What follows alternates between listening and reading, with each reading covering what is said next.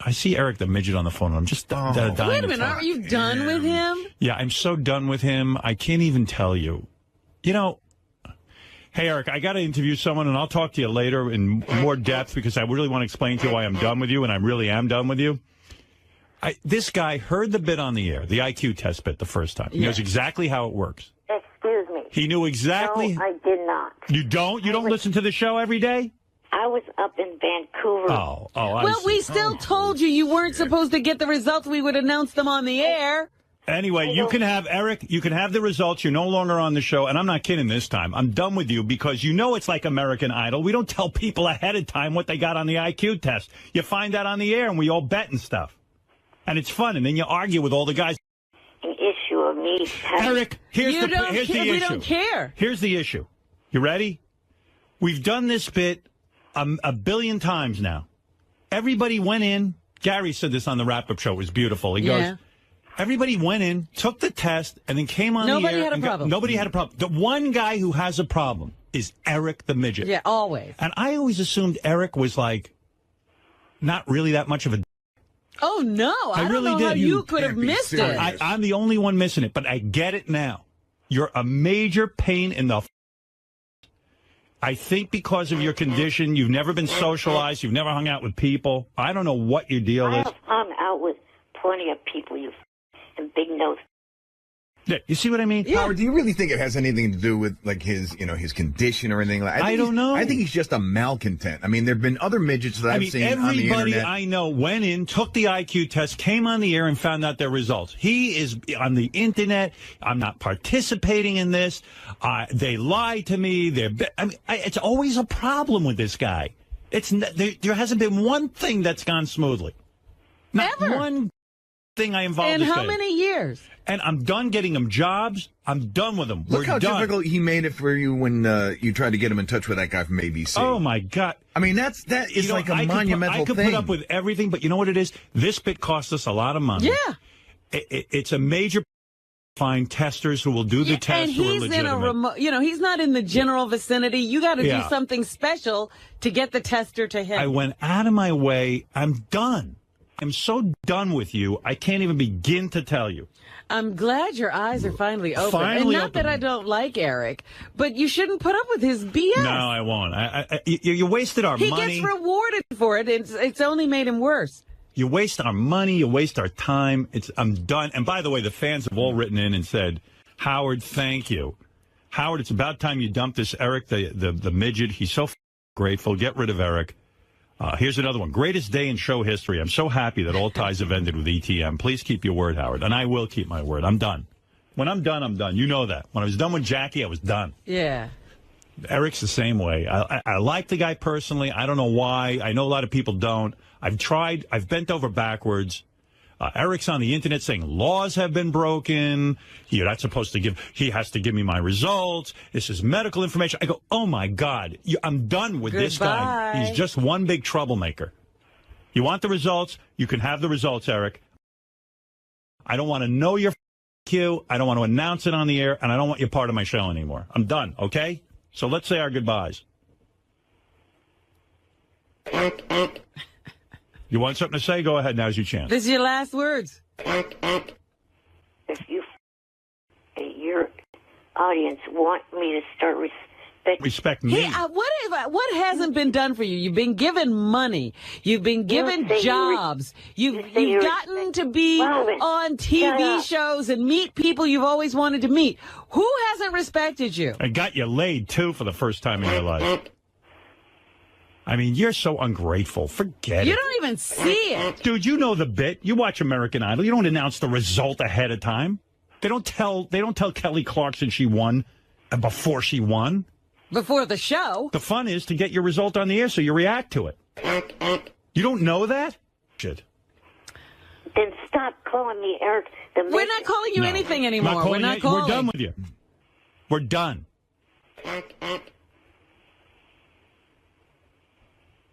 So you don't even have to suffer that indignity anymore. And Gary can get you the results of your IQ test. You can have it. I don't care. I don't want to know your IQ. Sit there with them and enjoy them. Yeah, I'm trying to do something here on the air and try and make it fun, and you're just ruining it. And I wasted all my time testing you. I don't know why I bother with you. You know how we do things. You're not that out of it. And he's carrying on. He's accusing you of breaking the law. Yeah, breaking the law. Hurting him in some way. Yeah. Just go ahead and get your results. Even to get the result, they'll trick me. They'll do this. They'll do that. I'm exhausted from you. Go ahead. Have your last word because we're done. You don't have to call anymore. You don't have to be a part of this show. And if you want your result to your IQ test, go get it. I don't care. I'll tell the doctor to give it to you. I'm done. Good luck getting laid on your own. Or anything else. Yeah. And good luck getting work and good luck everything. Since I'm not respecting you. Go ahead. What do you want to say to that? I don't know what to say. I know you don't, because you just eat my kishkas out. I mean, really, this bit is the easiest bit in the world. Have somebody IQ tested. We all go and we get on the air and we give the result. It couldn't be simpler. He's making me. I'm done being tortured. Are by you him. that bored that you have to make everything a drama? No. He just makes everything difficult. Yeah. Like, can't you just man up once? And I see Eric's already back on the phone, but I'm done. Eric, how am I going to end this with you? You can't keep calling back. We're done. Excuse the trying to keep myself in a time frame of having to have the heart surgery done in 3 to 4 years instead of having it done tomorrow. Well, why are you on the phone? Isn't this stressful for you? Mm-hmm. Yeah, we should be done with each other. I don't want to be your stress. Hey, Howard. Yeah. Eric, I'm serious. Don't yell at me. I want to ask you a question. How come this is all an issue now, but when we first talked to you about setting this up, you never brought this up to us? I don't know. Good answer. You see, the problem, Eric, I'm going to explain it one last time. You said you wanted to be part of the IQ test. You know how it works. We don't give the people the information ahead of time. It's like American Idol. We all get on there and we go, okay, the person with the lowest IQ, the person with the highest IQ, and we all take bets. You know the score. You know how we do it. You know how we do the show. We explained it when we did it. And Eric, just listen to me. Will you let me speak, damn it? Because you don't get it. I don't get the harm in each person knowing their individual IQ score. Nobody asked you if you understood. Because number one, I don't want the information getting out. Number two, I want to bet on it. I want to have fun with it. And it's the idea of the surprise to even the person. The day of the event, I want to say to you, Eric, do you think you'd be Scott DePace? Do you think? And you'll know already. It's not going to work for me. And this was the bit from the beginning. I never would have asked you to do it. I was the one that prompted you assholes to do this by challenging. Okay. Listen, Eric, you're absolutely right. I'm wrong. We're done with each other. Don't call in anymore. I don't want to speak to you. I've had it. We went to a. If you said to me now, hey Howard, I get it. I'll wait my turn like everyone else. I'll hear my IQ announced on the air. Fine, we have no problem. But it's just too much aggravation, too much arguing, too much back and forth. It costs us a lot of money. And you know what? You're right. If your health is going to be disturbed by not knowing your IQ ahead of time, then by all means, go get your IQ and be done with us. Now, what's it going to be? I guess I'm going to get it and not. Good. All right. So go get your IQ. He's going to go get his IQ. Okay. So go get it and see it and have a nice life. And trust me, the day you hear that IQ, don't ever call here again because I'm never picking up. Just know it. You wasted our time. You knew the bit. And wasted our money. And you're the only person that we've done this bit now, and you're the only person that's a problem. Jeff the Drunk's not a problem. Wendy the Retard's not a problem. You're the problem. You always have a problem. You can't just simply do it and not be a High Pitch Eric wasn't a problem. Stress. We get stressed out dealing with you. High Pitch Eric took the test, and we don't hear from him since. You're the only one. Do you see a pattern? No. No. Oh. Okay. Well, that's what I thought. And I was out of town the first time you did this. Very good. I did not hear how. We told you the rules. We're leaving out the part also where, forget that whether you heard it on the show, Jason explained it all to you in advance as well. Yeah. So stop lying to us that you didn't know. Yeah, stop that. That's ridiculous. Of course you I'm knew. not lying to you. All right, whatever. Anyway, Eric, great knowing you. Enjoy your life. I'm sure other people are going to do what we do for you. I'm sure that you're going to have lots of TV offers. I'm sure you're going to have all kinds of exciting things in the future. I'm sure other people are going to send you to the Bunny Ranch. I'm sure everyone's going to... you won't be sitting there looking at the wall. I'm sure everyone's going to introduce you to whatever that name of that girl is from American Idol. I'm sure all of this will happen for you. I'm sure all your dreams will come true. Nice knowing you. In fact, someone did email me on Facebook, asked me if I'd call into a show that they work for. Good. Excellent. Go all ahead. right, so you're all set. O&A. Good. Go on. All set. Asses. Go ahead. Go ahead. I wish you well. Let them deal with you. Right. They're much better at dealing with you than I am. Because I've had it. I'm frustrated. I don't know what else to do. Does he think it's us and that other people will learn to live with him? You think you think we're the nutty people, Eric, and you're normal? Believe me, nobody else would have put up with you for this long. I don't feel I'm at all difficult. I know you don't. I know you don't. Okay. Eric, bye. No hard feelings, and thank you for calling in all these years, and we're done. I'll somehow survive without you. Thank you. Enjoy your life. Yeah, I wish you a long, healthy life. Can't you say goodbye? Bye for good. Bye for good. I mean, what is the problem with waiting your turn to get the IQ test? I mean, what is the problem? It stresses him out. Yeah. There wouldn't have been a problem if the doctor didn't say in the first... Who cares what the doctor said? I told you the doctor was wrong. We're not giving you the result ahead of time. That doesn't make the show work. It's a waste of my money and time. Why can't you get that through your head? I got it. This is a waste of time. Why? I thought he said goodbye for good. What are we still talking? Why didn't you hang up? And believe me, even if he said now he agrees, 2 days later he'd be back again going, I don't agree to this. It's ridiculous. You don't know that. I do know you. I know you like I know you so well. Johnny tells me about you. Hey, hi, Pitch. How you doing? What's happening? Hey, Howard, something, you're right. Get rid of this measure because, something, I took the test. I didn't need to give you a problem. I didn't need to give the doctor a problem about these test scores. I just, waited patiently and waited till I got the result. That's what of course. Hey, Mickey Mouse's retarded cousin. Hey, you know what, Eric? I probably figure when the results come out, you probably because you get it, and he doesn't. Howard, why are you wasting your time with him? I don't know. I'm a masochist, but I'm done anyway, Eric. I learned my lesson. Come on, don't let him rile you up. Come on, get to Steve Langford and do the news. Hang up on him. All right, High Pitch. I'm going to take your advice. High Pitch, go eat yourself to... All right. You guys done? No, not yet. Eric, take the IQ test. He took it already. It's okay. It's done. We're not I don't need him as a that. part of it. It's fine. Oh, and he's the one that's going to... He thinks I haven't even taken it. All I know is Eric,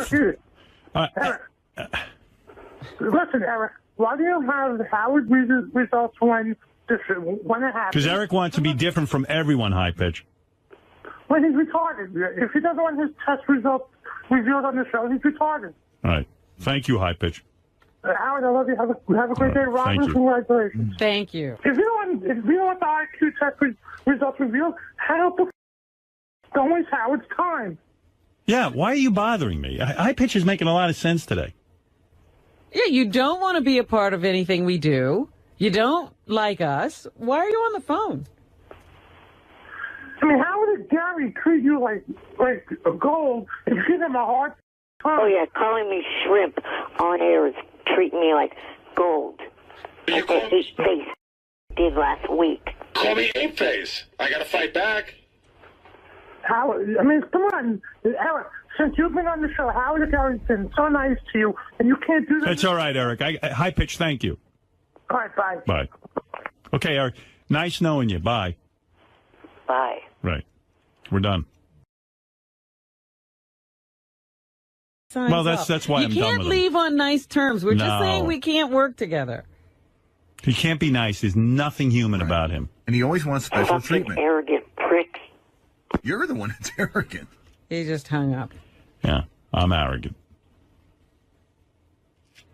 Yeah, Matt, go ahead. You're on the air. Yeah, hey, Howard. I think you're handling this just right, Matt. Like, Eric is really not thankful, and that's the only endearing thing about him, really. Right. Is the fact that he'll never say thank you and that he'll never appreciate anything. Can I ask you to extend this ban, though, to Johnny Fratto as well? Like, Well, I hope Johnny, I don't have a secretly problem been with. paying you some money behind the scenes to get on the air over the years. You know what I'm saying? I like Johnny, but whatever. Uh, Anyway, well, I'm done with Eric. I just think he can't do the IQ test because he's going on holiday pretty soon. You know what I'm saying? All right. Thanks, Matt. Thanks. Holy mackerel. I see Eric's already back on the phone, but I'm done. Eric, how am I going to end this with you? You can't keep calling back. We're done. Excuse the trying to keep myself in a time frame of having to have the heart surgery done in 3 to 4 years instead of having it done tomorrow. Well, From the why are you stress- on the phone? Isn't this stressful for you? Yeah, we should be done with each other. I don't want to be your stress. Hey, Howard. Yeah. Eric, I'm serious. Don't yell at me. I want to ask you a question. How come this is all an issue now, but when we first talked to you about setting this up, you never brought this up to us? I don't know. Good answer. You see, I'm the the problem, one- Eric, I'm going to explain it one last time. You said you wanted to be part of the IQ test. You know how it works. We don't give the people the information ahead of time. It's like American Idol. We all get on there and we go, okay, the person with the lowest IQ, the person with the highest IQ, and we all take bets. You know the score. You know how we do it. You know how we do the show. We explained it when we did it. And Eric, just listen to me. Will you let me speak? Because you don't get it. I don't get the harm in each person knowing their individual IQ score. Nobody asked you if you understood. Because number That's the one, rules. I don't want the information getting out. Number two, I want to bet on it. I want to have fun with it. I And want it's to. the idea day- of the surprise to even the person. The day of the event, I want to say to you, Eric, do you think it's got the pace? Do you think? And you'll know already. It's not going to work for me. And this was the bit from the beginning. I never would have asked you to do it. I was the one that prompted to do this by challenging Listen, self. Eric, you're absolutely right. I'm wrong. We're done with each other. Don't call in anymore. I don't want to speak to you. I've had it. We went to a. If you said to me now, hey Howard, I get it. I'll wait my turn like everyone else. I'll hear my IQ announced on the air. Fine, we have no problem. But it's just too much aggravation, too much arguing, too much back and forth. It costs us a lot of money. And you know what? You're right. If your health is going to be disturbed by not knowing your IQ ahead of time, then by all means, go get your IQ and be done with us. Now, what's it going to be? I guess I'm going to get it and not. Good. All right. So What- go what- get your what? IQ. He's going to go get his IQ. Okay. So go See ya. get it and see it and have a nice life. And trust me, the day you hear that IQ, don't ever call here again because I'm never picking up. Just know it. You wasted our time. You knew the bit. And wasted our And money. you're the only person that we've done this bit now, and you're the only person that's a problem. Jeff the drunk's not a problem. Wendy the retard's not a problem. You're the problem. You always have a problem. You can't just simply do it and not be a. High pitch Eric Talk wasn't about a problem. stress. We get stressed out dealing with you. High pitch Eric took the test, and we don't hear from him since. You're the only one. Do you see a pattern? No. No. Oh. Okay. Well, that's what I thought. And I was out of town the first All right. time you did this. Very I good. did not hear how. We told you the rules. And we're leaving out the part also where, forget that whether you heard it on the show, Jason explained it all to you in advance as well. Yeah. So It's stop fine. lying to us that you didn't know. Yeah, stop that. That's ridiculous. Of course you I'm knew. not lying to you. All right, whatever. Anyway, Eric, great knowing you. Enjoy your life. I'm sure other people are going to do what we do for you. I'm sure that you're going to have lots of TV offers. I'm sure you're going to have all kinds of exciting things in the future. I'm sure other people are going to send you to the Bunny Ranch. I'm sure everyone's going to... you won't be sitting there looking at the wall. I'm sure everyone's going to introduce you to whatever that name of that girl is from American Idol. I'm sure all this will happen for you. I'm sure all your dreams will come true. Nice knowing you. In fact, someone did email me on Facebook, asked me if I'd call into a show that they work for. Good. Excellent. Go all ahead. right, so you're all set. O&A. Good. Go on. All set. Jackasses. Go ahead. Go ahead. I wish you well. Let them deal with you. Right. They're much better at dealing with you than I am.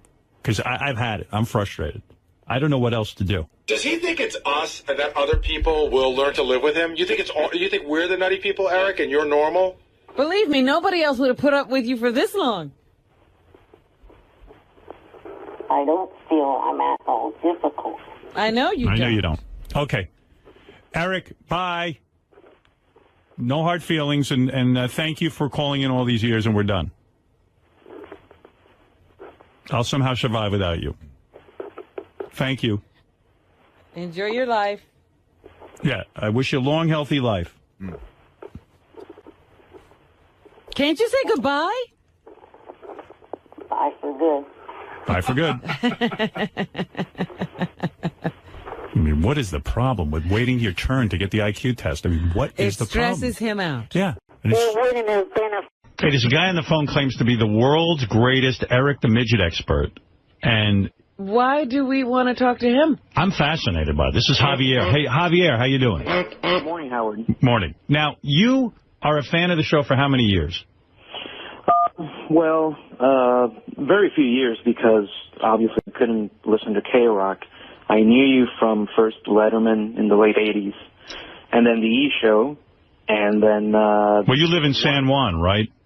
Right. Yeah, so he couldn't... So how does he become an Eric the Midget expert? Well, I started listening to Howard Stern Show clips on YouTube. Right. And, then I would watch, and I would see, clips that said Eric the Midget. Now, I couldn't care less about a midget. Right. I was intent on listening to, Gary saying Reese's instead of Reese's, or McKine. Right. And one day I said, I got to give the guy a chance. And from the first moment I heard, I was totally hooked. He's totally obsessed with Eric the Midget. I would say so, yeah. It's a great entertainment. And your obsession goes so deep that you literally, what did you do? You cataloged all of his appearance in order? Yeah, because there's a bunch of guys who put up sound clips of Eric on YouTube. And what I did is, when you have an account on YouTube, you can make playlists. So there were so many that I started to put them on the playlist in chronological order. The great thing about it is, once you listen to Eric on the serious years, it's almost like a saga. It's like a bunch of stories, and it's all so funny. It's so incredibly funny. So it's almost like a movie to you. Yeah, it's a bunch of stories. You have the flying with balloons thing, and his so-called girlfriend Kendra. Javier, when you go back in time now, because I don't even remember this, and since you're the world's greatest Eric the Midget expert. Yeah. Did he become sort of, everyone thinks he's sort of, I don't necessarily subscribe to that, but was he more well-behaved and compliant when he first called in on K-Rock? Well, I really haven't listened a lot to K-Rock calls, because most of what you find is serious years. But obviously you couldn't say a bunch of stuff on K-Rock. So you don't know how it came about that Eric called our show, what his first call was ever about. Do you know that? I know. Oh, you do? About American Idol. About American Idol. You mean he called up over the transom, he suddenly just called into our radio show and said, I want to comment on American Idol? I think he wanted to defend Kelly Clarkson, because I think he called her fat or not that pretty, and he got angry, and I think he called in to defend her. Wow. And you say that Eric, more than anyone on the show, inspires you to listen and to find out more because of this saga of Eric. Yeah, I can't wait for Eric to call again. It's very sad what's happened, but you know what? It happens almost every year. He says he's 100% done with the show, and then he calls again. Whether he takes a week or a month, eventually he calls again. And you know what, Howard? I'm following him on Facebook, and he's already, I think he's breaking down already. He's cracking? What gives you that idea? He's been saying that he's done for good. And then I think yesterday he said, well, if certain conditions are met, I may call again. I see. He's already breaking down. He said that basically his conditions are that only the people in studio can only goof on him, that Gary has to stop attacking him daily because he believes that Gary attacks him daily. Right. That once his call ends, you have to stop goofing on him. And, you know, he's already putting conditions. That's so funny. I think he's breaking down, and I think eventually there will be a reconciliation. He's radio gold, Howard. It can't end like this. So you don't think Howard can stay away from him? Because Eric didn't ban himself. This time, Howard banned him. Well, the difference this time is I banned him, Yeah. and I'll tell you why. Because I really feel he was not honest with me. We went through a lot of trouble to line him up for the IQ test. And I believe he really understood what was going to be the bit. And like you say, he wants this special consideration, which would destroy the entire bit. Yeah, he's acting as if he left the show because of the way we were treating him. That's not the case at all. Right. In fact, I think I was treating him very well and certainly getting him opportunities and getting him laid and all kinds of things. There was a lot of quid pro quo. But, you know, And now he's in a negotiation with himself. Nobody's talking to him. No, I mean, I'm really kind of furious because I've always felt that if you make a deal with someone and you say you're going to be part of a bit, and then we go to the expense, and we just don't get a lot of money around here to do bits. So to get like almost like $1,000 to test him and get testing for everyone else, we put this all together. And, you know, it takes a lot of time to put this bit together. We could have tested someone else. So I got really angry with him. And I'm not backing down. And rightfully so. You know, he got to me. He knows what it's about. He knows how it goes. He just makes up excuses. But it's one of the fascinating things about Eric Howard. What is your favorite Eric the Midget phone call? Like, what was your one big Eric moment? Oh, man. There's so many. That's hard. You know, when he ordered Johnny to do a guy, Jerry. Yeah. You know, when he said, I'm club-footed, you ass wipe. That is a great one. You know, the whole thing. Javier, how old a guy are you? I'm 35. 35, you got a job? I'm an attorney. You're an attorney, so you're not some slouch. Wow. You actually have a practice? Yeah. Well, I work for the government. Oh, my. Look at him. Yeah, he's a big shot, and he loves Eric the Midget. All right, hey, I'm going to test... Hey, let me do you a favor, Javier, here. I'm going to let you prove you're the world's biggest Eric the Midget fan. I'm going to ask you a series of questions. All right. I'm going to see how well you do. I'll tell you what. All right. If you get 50% of them right, I'm going to give you $711 cash. Oh. From 7-Eleven. 50%? Yeah. I don't know how many questions I'm going to ask you, but if you get half of them right. Is that fair, Robin? All right. Don't you think? 1 out of 2 kind of thing? Sure. Go for it. All right. You get $711 cash from 7-Eleven. Be sure to pick up this month's cup with a Cause Celebrity Coffee Cup designed by Will Ferrell. All right. All right, here we go. All right. World's biggest Eric the Midget fan should know the following answers. How tall does Eric claim to be? Well, originally he claimed to be around 3'6". Now he says he's 3 foot. I don't know how he lost 5 or 6 inches. But. Well, he claims to be 3 foot 5 inches. He later admitted he's 3 foot. So I'm going to give that to you. That's absolutely correct. All right. What is Eric's birth date? March 11th, 1975. That is 100% correct. Wow. You are really into Eric. All right, ready? Question number 3. Who is Eric's roommate? Jan. Jan is correct. Jan Johnson. So far, he's 100%, Howard. Yeah, this is very impressive. You're well on your way to getting the $711 and proving you are the world's greatest Eric the Midget expert. What children's book did Eric the Midget try to write? Dougie the Puggy. That is correct. You do miss the little guy when you go through these things. You know, Howard, I had an idea for Eric. I wanted him to give me permission to write the Dougie the Puggy sequel. Dougie the Puggy meets Granny Annie. Were you? Have you ever actually spoken with Eric the Midget? I once logged on to the JFSC just to check it out. Right. And that was actually where he ended the show in a fit of rage. And I talked to him on Facebook, but obviously not over the phone or anything. Right. That would be a dream for you.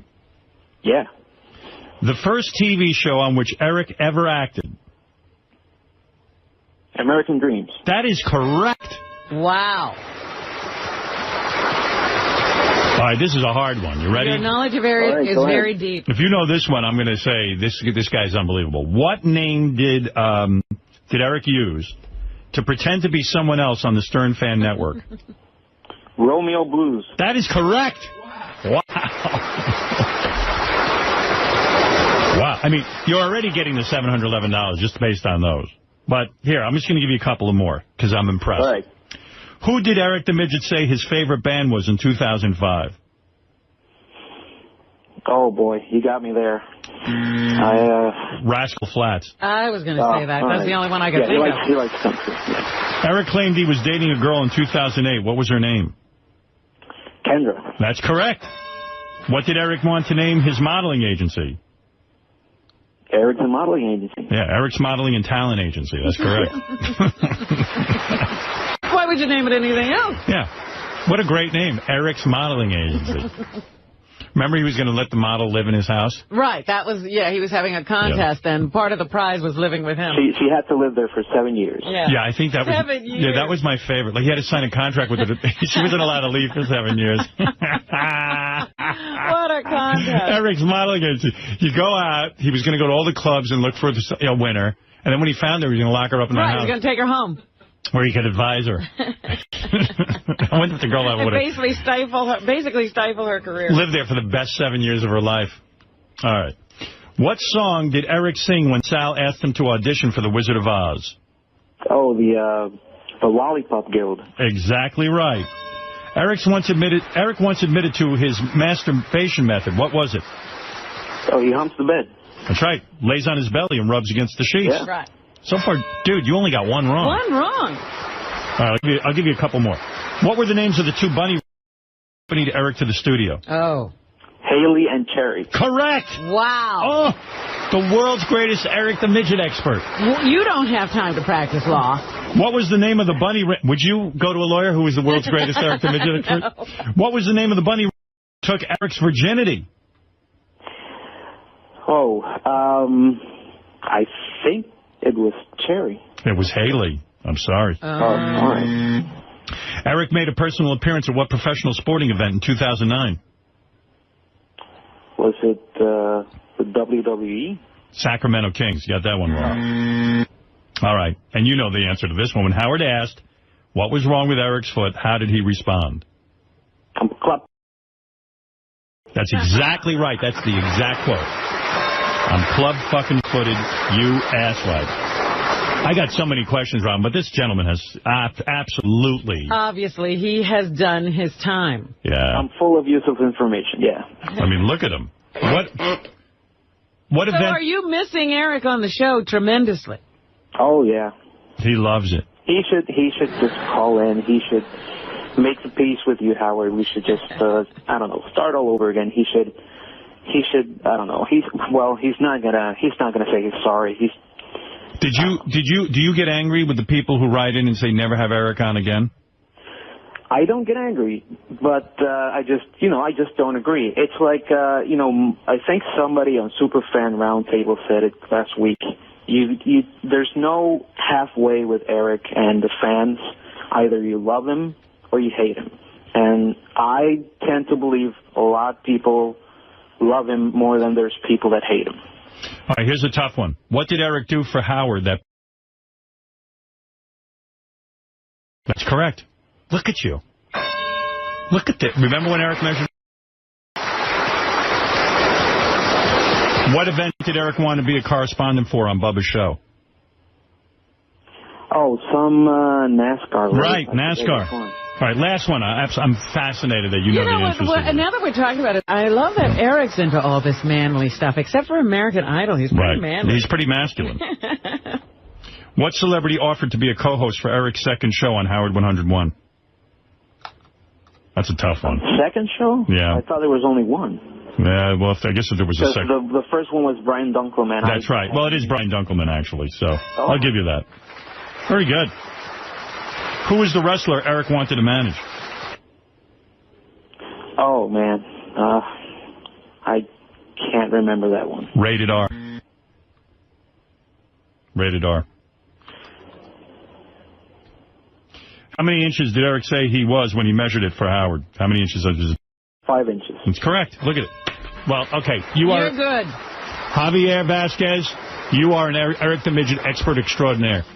If there are other Eric the Midget experts out there who would like to challenge Javier, they better get in touch with him. Yeah, I'm sure that the people that put up the sound clips, they must know a lot, you know. Yeah, but you're pretty impressive. You know, did I lose Javier? I just hung up on him. Oh, Shit. no. I wanted to lock him in, and I thought I had. Eric, you there? This is Eric. This is a different Eric. Eric, it's not Eric. Hey, now, Howard. Hey, Gary, get Javier back on the line. Yeah, Eric. Hey, Howard. I know when Eric started. When? Really? It was right after he got the gig on American Dream, and you wanted to have him in to promote the show, and you just started making a ton of demands about, you know, coming in and doing an appearance and how you couldn't goof on him and all those type of things. Just typical Eric the Midget type stuff. There you go. Yep. I wanted to say, the show. Thanks, Eric. I wanted to say goodbye to Javier, and Javier, I accidentally hung up on you there. That's all right. All right, sorry about that. By the way, Javier says he falls asleep to Eric clips every night, right? You play them at night? That's right. Are you a married man? No, I'm not. So you don't have a wife laying there saying, Jesus Christ. What are you doing? I don't think that would work at all. Javier, if you ever did get married, did you have a girlfriend? Not right now. Okay. Have you had a girlfriend in this period of time where you fall asleep to Eric the Midget clips? No. Well, hey, what the hell? That's very fortunate, because I think if you did meet a woman and she said to you, look, Javier, I don't want you listening to Eric the Midget before you go to sleep, I think that would be a reason to break up, right? I don't know. I don't think I need to. You know. Javier, what's with you? When you wait, listening to Eric or having a woman in bed, I mean, come on. Listen, I'm a big fan, but I'm not an idiot. Javier, what's with the dating slump you're in? What's going on there? Well, no, nothing. It's just for the past few years I've had problems. You know, I went through depression and anxiety attacks and panic attacks, and for the longest time I didn't seek help. And I finally did, and I'm getting my life back together. I'm coming back to being who I am, and eventually I'll get to that again. But I don't feel right now like I'm. Because I'm thinking that the Eric obsession occurred during this period, wouldn't it? Would I be right? I guess, yeah. I mean, do you think that could have thrown you into depression? No, not at all. In fact, it helps. You know, laughter is the best medicine. You know.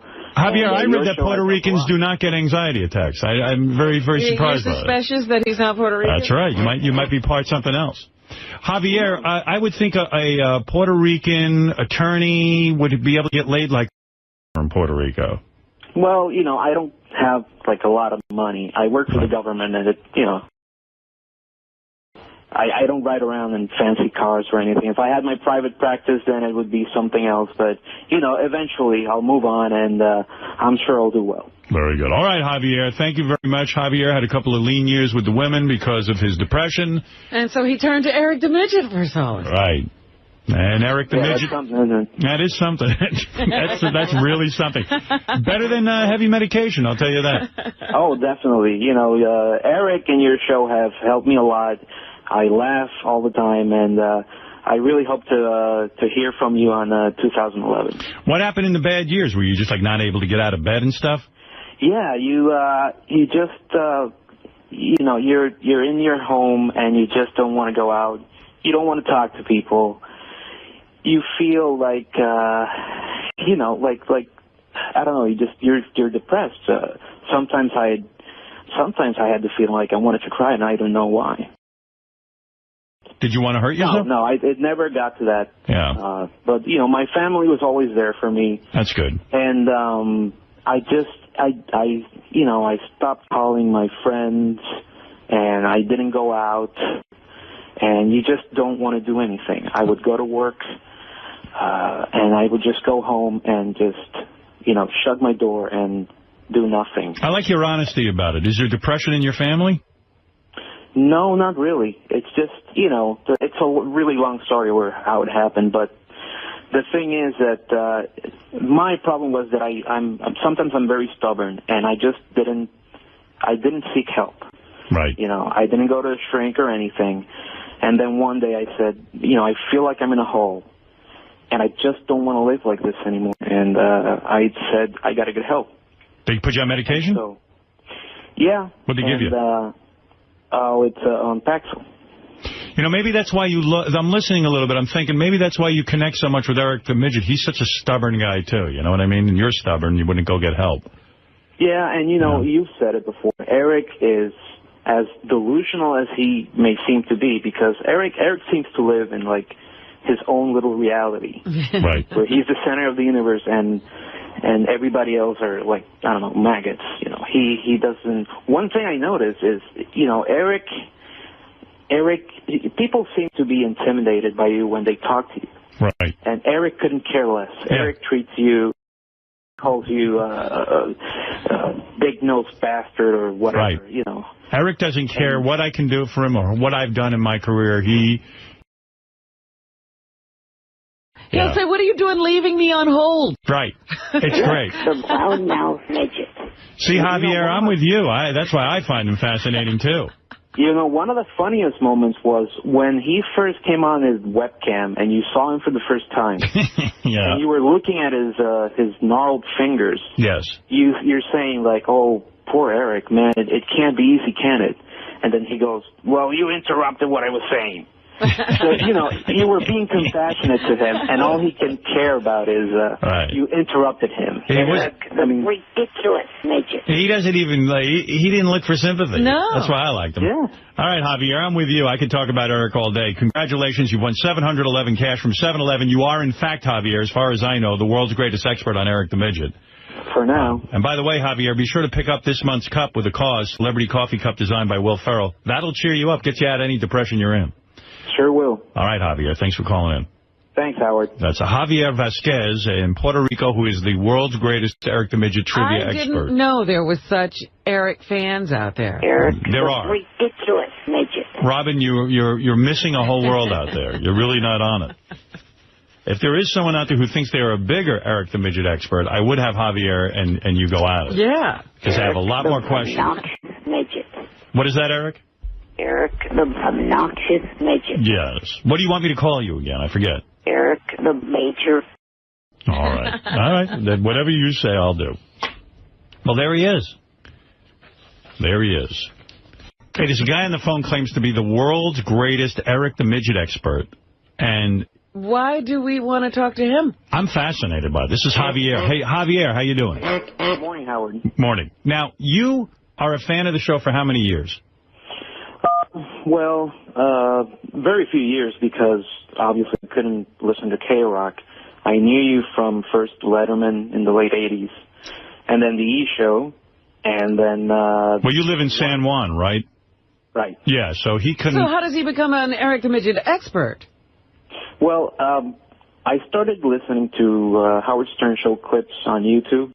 Right. And, you know, then I would watch, and I would see, like, clips that said Eric the Midget. Now, I couldn't care less about a midget. Right. I was intent on listening to, like, Gary saying Reese's instead of Reese's, or McKine. Right. And one day I said, you know, I got to give the guy a chance. And from the first moment I heard, I was totally hooked. He's, like, totally obsessed with Eric the Midget. I would say so, yeah. It's a great entertainment. And your obsession goes so deep that you literally, what did you do? You cataloged all of his appearance in order? Yeah, because there's a bunch of guys who put up sound clips of Eric on YouTube. Right. And what I did is, when you have an account on YouTube, you can make playlists. So there were so many that I started to put them on the playlist in chronological order.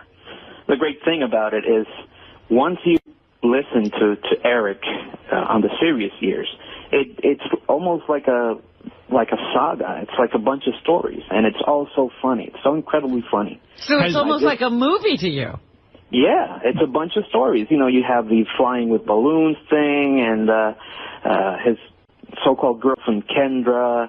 Javier, when you go back in time now, because I don't even remember this, and since you're the world's greatest Eric the Midget expert. Yeah. Did he become sort of, like everyone thinks he's sort of, I don't necessarily subscribe to that, but was he more well-behaved and compliant when he first called in on K-Rock?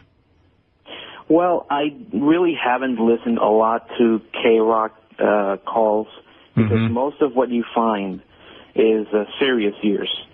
But obviously you couldn't say a bunch of stuff on K-Rock. So you don't know how it came about that Eric called our show, like what his first call was ever about. Do you know that? I know. Oh, it you was do? about American Idol. About American Idol. You mean he called up over the transom, he suddenly just called into our radio show and said, I want to comment on American Idol? I think he wanted to defend Kelly Clarkson because I think he called her fat or not that pretty, and he got angry, and I think he called in to defend her. Wow. And you say that Eric, more than anyone on the show, inspires you to listen and to find out more because of this saga of Eric. Yeah, I can't wait for Eric to call again. It's very sad what's happened, but you know what? It happens almost every year. He says he's 100% done with the show, and then he calls again. Whether he takes a week or a month, eventually he calls again. And you know what, Howard? I'm following him on Facebook, and he's already, I think he's breaking down already. He's cracking? What gives you that idea? He's been saying that he's done for good. And then I think yesterday he said, well, if certain conditions are met, I may call again. I see. He's already breaking down. He said that basically his conditions are that only the people in studio can only goof on him, that Gary has to stop attacking him daily because he believes that Gary attacks him daily. Right. That once his call ends, you have to stop goofing on him. And, you know, he's already putting conditions. That's so funny. I think he's breaking down, and I think eventually there will be a reconciliation. He's radio gold, Howard. You can't end like this. So you don't think Howard can stay away from him? Because Eric didn't ban himself. This time, Howard banned him. Well, the difference this time is I banned him, Yeah. and I'll tell you why. Because I really feel he was not honest with me.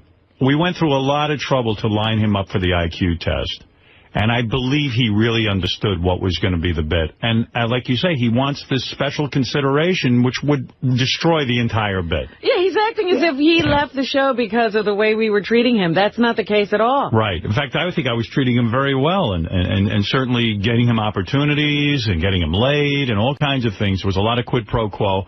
But, you know, And now he's in a negotiation with himself. Nobody's talking to him. No, I mean, I'm really kind of furious because I've always felt that if you make a deal with someone and you say you're going to be part of a bit, and then we go to the expense, and we just don't get a lot of money around here to do bits. So to get like almost like $1,000 to test him and get testing for everyone else, we put this all together. And, you know, it takes a lot of time to put this bit together. We could have tested someone else. So I got really angry with him. And I'm not backing down.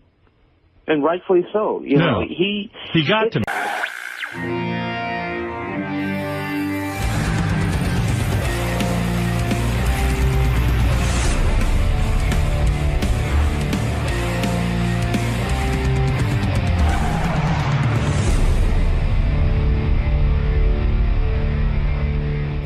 No, dude. You had no story when you went in there. If it's not a story, that means you don't have a pace car and you're not driving it around town. You put the thought in his head that I am some kind of a car. Lieberman gets so worked up, but it's great.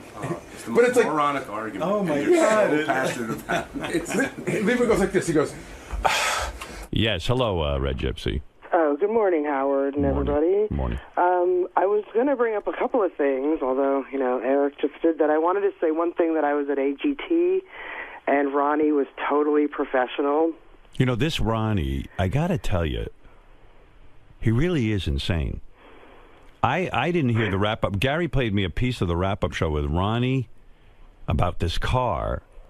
And I turned to Gary and said, I think Ronnie's losing it. What happened? Well, I mean, I don't even understand. So John Lieberman says, hey, Ronnie, the story was Ronnie got a new car. Ronnie blew up, and he's going nuts, and, I mean, and he's arguing. There was an argument on the wrap-up show. It made no sense. You got to hear this. Did you hear the wrap-up show? No. All right, listen to this. The story was you have a pace car that you're driving around town. What I had. That was the problem. That was the story, and that's what I went on the air with. I didn't have all the details. You came to me, I didn't John. have all. You came to me and said, I heard you got a new car. And you didn't say anything about pace car, schmace car. You said, I heard you were fishing. Why does Ronnie care if someone says he got a new car? I don't even. And so what if he's fishing? He has an objection to this whole thing. And that's what we do. In other words, that's how you get paid. The way we make money is that John Lieberman is part of the Howard Stern show. What, you are losing your marbles. Why would you be upset about the guy saying you have a new car? Who cares? And the reason he's in the hall asking you questions is he's making you a part of the show. He's making you famous. And then you go out and do Ronnie's block party and you make money and you get to meet fans. This is all you dreamt of when you were sitting in the car. It's part of making you more compelling. You're going crazy. I've lost my mind. I want you to listen to the playback. I lost my mind. I got a new car. You had no idea what the car was. You had no clue what it was. I had from 3 different sources that it was a stop with pace your car. sources So I went bullshit. on the air with it, and then you confirmed it. So what's the issue? What's the issue here? There's no issue. The issue was I there is no confirmed it issue. myself later on. You had no story when you brought it up. You had no story, John. Ronnie, you're almost like I can't get through to you. It's like you don't have a normal brain. I have a normal brain. Listen to me. When you report, I confirmed the story with 3 sources, and then with you yesterday by blowing me off, you confirmed it. No, I didn't. You said. I said nothing. What did you say? I said to you, I don't know what you're talking about. And then when I kept questioning you, you finally said, What yes, did I say? I have a car. We're playing I the said clip a car. today on the news. I didn't say what it was. It corroborated what I had I from could 3 have other a car for sources. 20 years already. So I went on the air with it because I was confident in the story. I had it from enough No, people. you weren't confident because you didn't know what the car was. It doesn't you had no clue matter. what the car. I knew it was a pace car, Oh, my and I knew God. you had it at home. Dude, you didn't Why know do what I it need to looked know like. the year? You're coming in with having them bring in different pictures, different colors. You're telling me the car's orange. You're telling me the car's pink. You had no clue. The structure of You the had story no was true, clue. and I stand behind it. Well, good. You stand behind it. I think it was bullshit. You don't. How is it? So it's not true. It's true now. Thank you. I Thank said it you. was That's true. it. I Thank said it was true afterwards when Howard asked me. I said it was true, not to you. Do you hear this argument? What are you doing, Ron? I don't know. And I was going to say to him yesterday, you got to calm down. You get upset about everything lately. And then he starts attacking me. He says, Howard likes his electronic devices. Yeah, I do. And if they ask me if I got a new one, I'll tell them. I don't listen. If John There's a difference Lieberman- between walking around and you got a new phone, right? And if John finds out, I'll tell him. And there's a difference between driving around in a car that stands out a lot, and I don't need people knowing it's me. That's all. I don't need that's people funny, bothering funny. me. You Why got a would you car have that a people car will that's look all at. Now you don't want them crazy to and know not it's want you. people to see it. Yeah, they'll Why did see you- it, but they don't have to know it's Ron, me. They don't have to know it's But Ron, me. why buy a car that draws that much attention? Oh, here he is. I don't Oh, want to there's deal John with him. Lieberman. I don't want to have to deal with him now. You don't? Why don't you care? Let's I get can't this- stand him. Why? I can't stand the man. But Ronnie, he's part of the show. He's doing his job. He's a shit reporter. Is this on right? Yeah. You don't even know how to put a microphone on. It's on backwards, you idiot. Oh dear. This is a different one than I normally use, Ronnie. boo-hoo. It's different than he normally You uses. have become such. You're an ignoramus. You don't you're- know what and you're you're an speaking idiot. about. You came up to me in the hall about 5 minutes ago. You say, Oh. I know who your sauce is. I know who your sauce is. It's a source. Yeah. I said source. You didn't No, you ask say Richie sauce. Wilson. Oh, ask Richie Wilson. What is the Look at story you. with Wait. this car? Play what I did to him yesterday, how I made him blow up. What do you Play mean? that. What is that? This is it, no?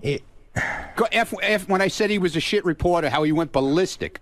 Well, here, I mean, I'm in the middle of the Ronnie argument. So what's the issue? You're confirming my story. No, dude. You had no story when you went in there. If it's not a story, that would mean you don't have a pace car and you're not driving it around town. You put the thought in his head that I have some kind of a car.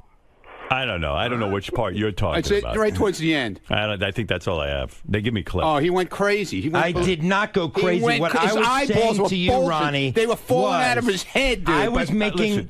Listen, let me explain this to Ronnie.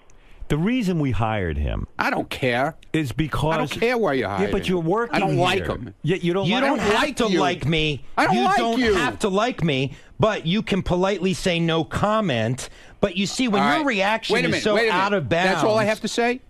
Sure, you can say no comment. on any story you come to me with. You know what? I just don't understand. I don't like you. So if it's about Ronnie's block party, send Lisa. Promoting... Send Lisa to me. I love Lisa. I will send Lisa. Fine, no more block party stories. Okay. And you know what is out of bounds? I've never attacked you in terms of your security job. I was just fucking with you like everybody fucks with me. I have never personally attacked you. You work on the Stern Show. Please finish? You work on the Stern Show. Take your fucking medicine like I do. Are you kidding me, Mr. Hypocrite?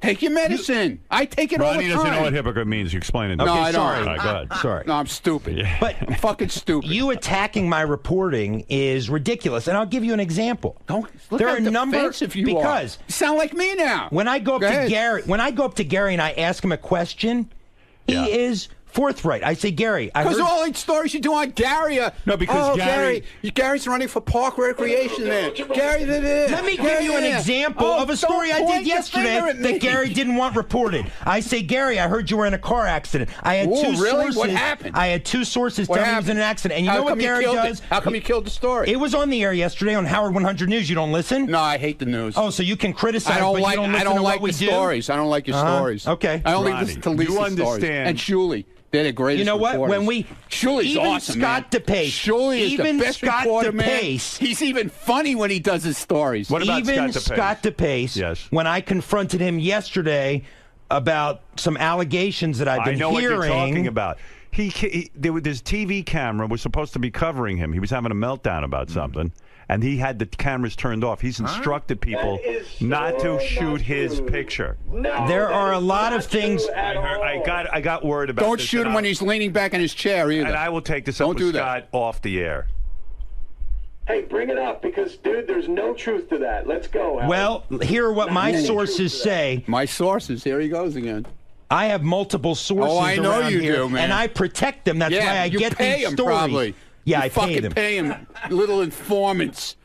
Little, yeah, because I'm not spending my money on pace cars. That you fucking run around chasing after. Howard, what'd you find out going on? You little fucking spies. But can I say something to Ronnie? If you don't want to be noticed in your car, don't buy a pace car with writing all over it. It's a collector's car, okay? Yeah, but if you don't Leave want me to be alone. Noticed, why? I don't bother you with what you do. Why do you have to bother me what I do? Why does that bother you so much? I'm saying the logic there that you don't want to be on the news. There's guys with 50 cars in their garage that collect cars. No, I have one. I have no problem. It's a crime. I know. I'm you don't sorry. Want John asking about your car because you don't want to be noticed. That's a car that you get noticed in. I'm sorry. I mean, you're going to be noticed in that car. Dude, if they don't see me and they don't know it's me... How are they not going to see you? There's glass in the fucking car. They can look in and see you. And the glass is tinted, okay? Just like when you get in a car. It's not that tinted. Oh, it is. See through the front. No, is it legal? Oh, Jesus. Here we go. What is that, Scott? It's a convertible. Oh, Gary. Yeah, okay. Do I have to put the top down, Gary? Do I have to? But you will. Do I have to put the top down? You don't care if people see you in that. Oh, stop it now. You're looking for attention. That's why you get a car like that. Oh, please. Okay, why have a convertible if you're not going to put the top down? Right. Yeah. Okay. Yeah. Here we go. I had to get rid of my. I had a convertible once. I put the top down. A guy jumped in the car with me, and I said, perhaps I shouldn't have a convertible. But I said to myself, it's silly to have a convertible if I can't put the fucking top down. So you got rid of it. Of course. Now he's saying he wants a car that gets attention, but he doesn't want the attention. Yeah, he doesn't want attention.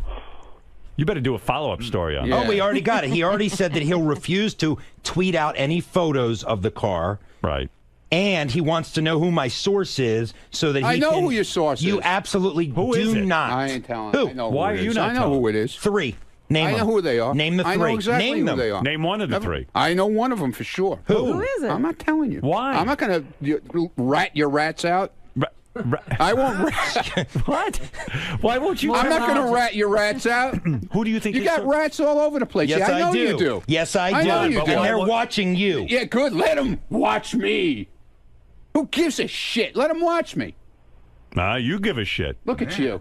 I'm just looking at you. I'm I looking can't at believe you. I'm seeing a grown man upset over a pace car that got out on the air. I don't like you. I told you that. I told you that in the hallway. And I told you do not have to don't like me. you. You don't have to like me, but you can say no comment. No I've had comment. many other people not like me. No comment, and I don't like you. Isn't it okay to rat a rat out, though? No. And give your idea on who it might be? No. Why? Why are absolutely you not. protecting them? Why should I? You're protecting his source? Because I'm not like that. I don't rat people out like he fucking rats people out. I never rat people out. Okay. I never give up my sources on anything like this DePace thing. Let me tell you about this DePace thing. Go ahead. I have people running. Everybody knows about that. The whole hallway knows about what he's went got down. a report on that. I What have do you people know about it? I'm not saying anything. It's All right, not so my. let It's John not my say it then. business. What we have You know what, confirmed Ronnie? is this. You would make this show very successful. Yeah. Ronnie, you don't understand. We need information so Okay, that good. we can have a show. All right. Well, then let him do it. Let him be the rat Well, ass. here we go. Scott DePace, Shit reporter. according to multiple. According to multiple sources. Sorry, I heard the Stinks. shit reporter comment. Stinks. You're a terrific reporter. Don't listen to him. May, could I please get this Yeah, story okay. out before I really have to take action? Oh, ooh. Is that a threat or a promise? No, I'm talking to Howard. Go ahead. Excuse me. Be my Go guest. ahead. Multiple sources, Howard, say that Scott DePace Multiple has set sources. rules in the Howard TV control room. I heard he that. must be notified when he's being shot by a camera Yeah. because, in part, because he doesn't want any unflattering images of himself on the Howard TV behind the Here's scenes. another guy For example, when who he's doesn't understand how we make a living. For example, when he is sitting back in his chair. Thanks, Scott, for taking the heat off. He doesn't want those moments captured. And in fact, I have confirmed he shined a mag light in one of the cameramen's cameras because they were trying to get a shot of him yesterday. Has everyone gone nuts around here? And he called. Can I And he say called something? one of his producers. How are we and going he to make a called. living? You did call one of the producers back there unintelligent yesterday as well. Is any of it true? Wow. Is any of that true? And I believe it is true. Bits and pieces, but not for the reasons he's bits and saying. pieces. Go ahead. So the first thing is, yes. I simply don't want a camera spying on me. I have no problem with a camera Me neither, asshole. Well, none of us want a camera spying. So all I requested was that they let me know when they're shooting and when I'm in the control room. I'm in the control room doing my thing. Yeah, but something went down that would have been good on Howard TV. No, not once. I What simply was the said event? I want to know. Now listen. So no, let me explain to you. John, what was the event No, that let me he explain. boycotted? Let's hear, Howard, with all due respect, let's hear never- what he says so that I can contradict it with facts. On the life of my kids, I never told them they can't shoot me. Never once. But the other day they couldn't shoot you. They could too. They have to inform no, you. all I said is just let me know. So it went, a couple of segments went by when all of a sudden I look over my shoulder and there's a camera there and I'm like, hey, can you just let me know? So then apparently, so they were letting me know, but it wasn't loud enough. I wasn't hearing it. So I said, well, can you tap me on the shoulder or do something so that I know you're shooting me? And that was the whole controversy. But I thought there was something going on that was of particular interest, and the guys were afraid to pick up the camera because they couldn't alert you during it because you were having a meltdown. Yesterday, my switcher was melting down. I'm doing all this stuff, and you were yelling at me because there was shit in the monitor. Right.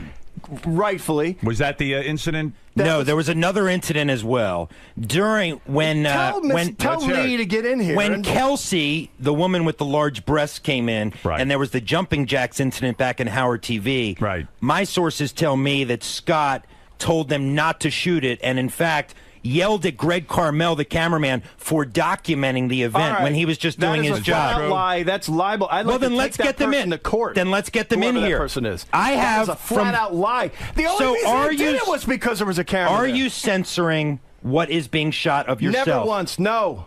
You're not censoring. Can I ask a question? I got a question. Not that I'm aware of. Scott, if you get into an argument with somebody, somebody doesn't have time to tap you on the shoulder, but it's interesting. Will they get in trouble if they shoot? No, I'm talking about that is not what I'm talking about. I'm talking about when I'm doing my job and over my shoulder there happens to be a camera there, and not when I'm arguing with someone. That's of course fair game. Nobody shoot it yesterday when you were having a huge argument in the hallway, and Jason went out, and everybody was afraid to shoot it because they were told they can't shoot you. What is this? All right, This is listen a to me. bunch All of right, listen to bullshit. me. Yes, Doug, what do you Bring want to say? one of these people in here. Is this one of them? That's one of them. No. I'm actually going to defend Scott. Listen, let me say something. Never mind your defense. Here's what I'm going to say. Well, I'll tell you what I got to cut through the bullshit. He's not interested in that. Everyone, cut the bullshit. None of you are superstars. I am a superstar. You are not. The reason people know your name is because of me. Why do they know your name? Because we make everyone part of the show. You don't pick and choose what you can be part of. Get the cameras on and let's go, baby. Can I just tell you what happened? Jason saw this fight, part 2. Now, I don't know why John, the great reporter, is not reporting that he has this all on. He was in there with the microphone. They had part 1. It was all on camera. It was all on. He recorded it. So they picked it up in the hallway after the show, and I guess there just wasn't a camera around. On my camera, why don't I have the tape this morning? I don't know. In other words, if it were anybody else, you'd be Gary. You're not going to believe this. Jason and John Hine had a huge fight. Here's the audio. Good point. Why is it not being we shown? can. I think you're going to be bored. Is there an edict, Doug? Why didn't you do this? Is there an edict? I did the story yesterday on Howard 100 News with Lee versus there you go. Scott. So, but is there an edict that audio. Scott cannot be shot in unflattering positions when he's leaning back in his chair? No. Well, I don't think I want to be shown that way. And if I knew a camera was on me, I probably would straighten up. Of course, I'm not an idiot. And that's the point here. The point, what Gary is saying is, cameras can shoot Gary ad nauseum, but you are putting rules on what cameras can show. Well, if that's true, then tell Gary to turn that camera on 24/7. I want to see what he's doing in his office. It's on all the time during the show. No, it's not. He hits a button and it goes on for 10 seconds. That's after you fucked me last year. But also, every day I'm here. All right.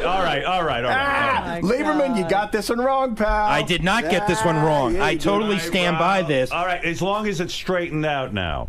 Yeah, sort of. Everybody's a superstar right here. Ronnie doesn't want to be asked questions. They're all going no access. No access. No access. We won't have a show anymore. Never said it. Lieberman, good job. Thank you. Bullshit. Good job. Bullshit. No comment. Scott. Well, I got King of All Blacks wants to comment. Thank you, Red Gypsy. King of All Blacks, yes. Yeah, Ronnie, and a couple of other people up there, they want to be you, right? But without the criticism, right? Like, they just want to chill and be a superstar, but they want to be you, like, because it seems like you don't get any criticism from people, right? So they want to be like you, and, right? And what's going to happen eventually is that they're going to grow a hatred to you. Right. King's on track with this. Yeah, you know I'm always on track. Not always, but this time you are. Yeah, I was like, boy, he's making sense. Yeah, I mean, look at this guy. All of a sudden, he's making sense. How's my phone sound? The phone Not is that great. It's not great. I don't know why, but thank you, King. All right, Mark, you have the last word on this, and then I really do have to take a break. And then we'll do a nude workout and a lot of other things, Robin. If you get undressed during the commercial. Yeah, okay. Yeah, smart. Everybody else, too. Yeah. Not just you. What is it, Mark? I love you, Howard.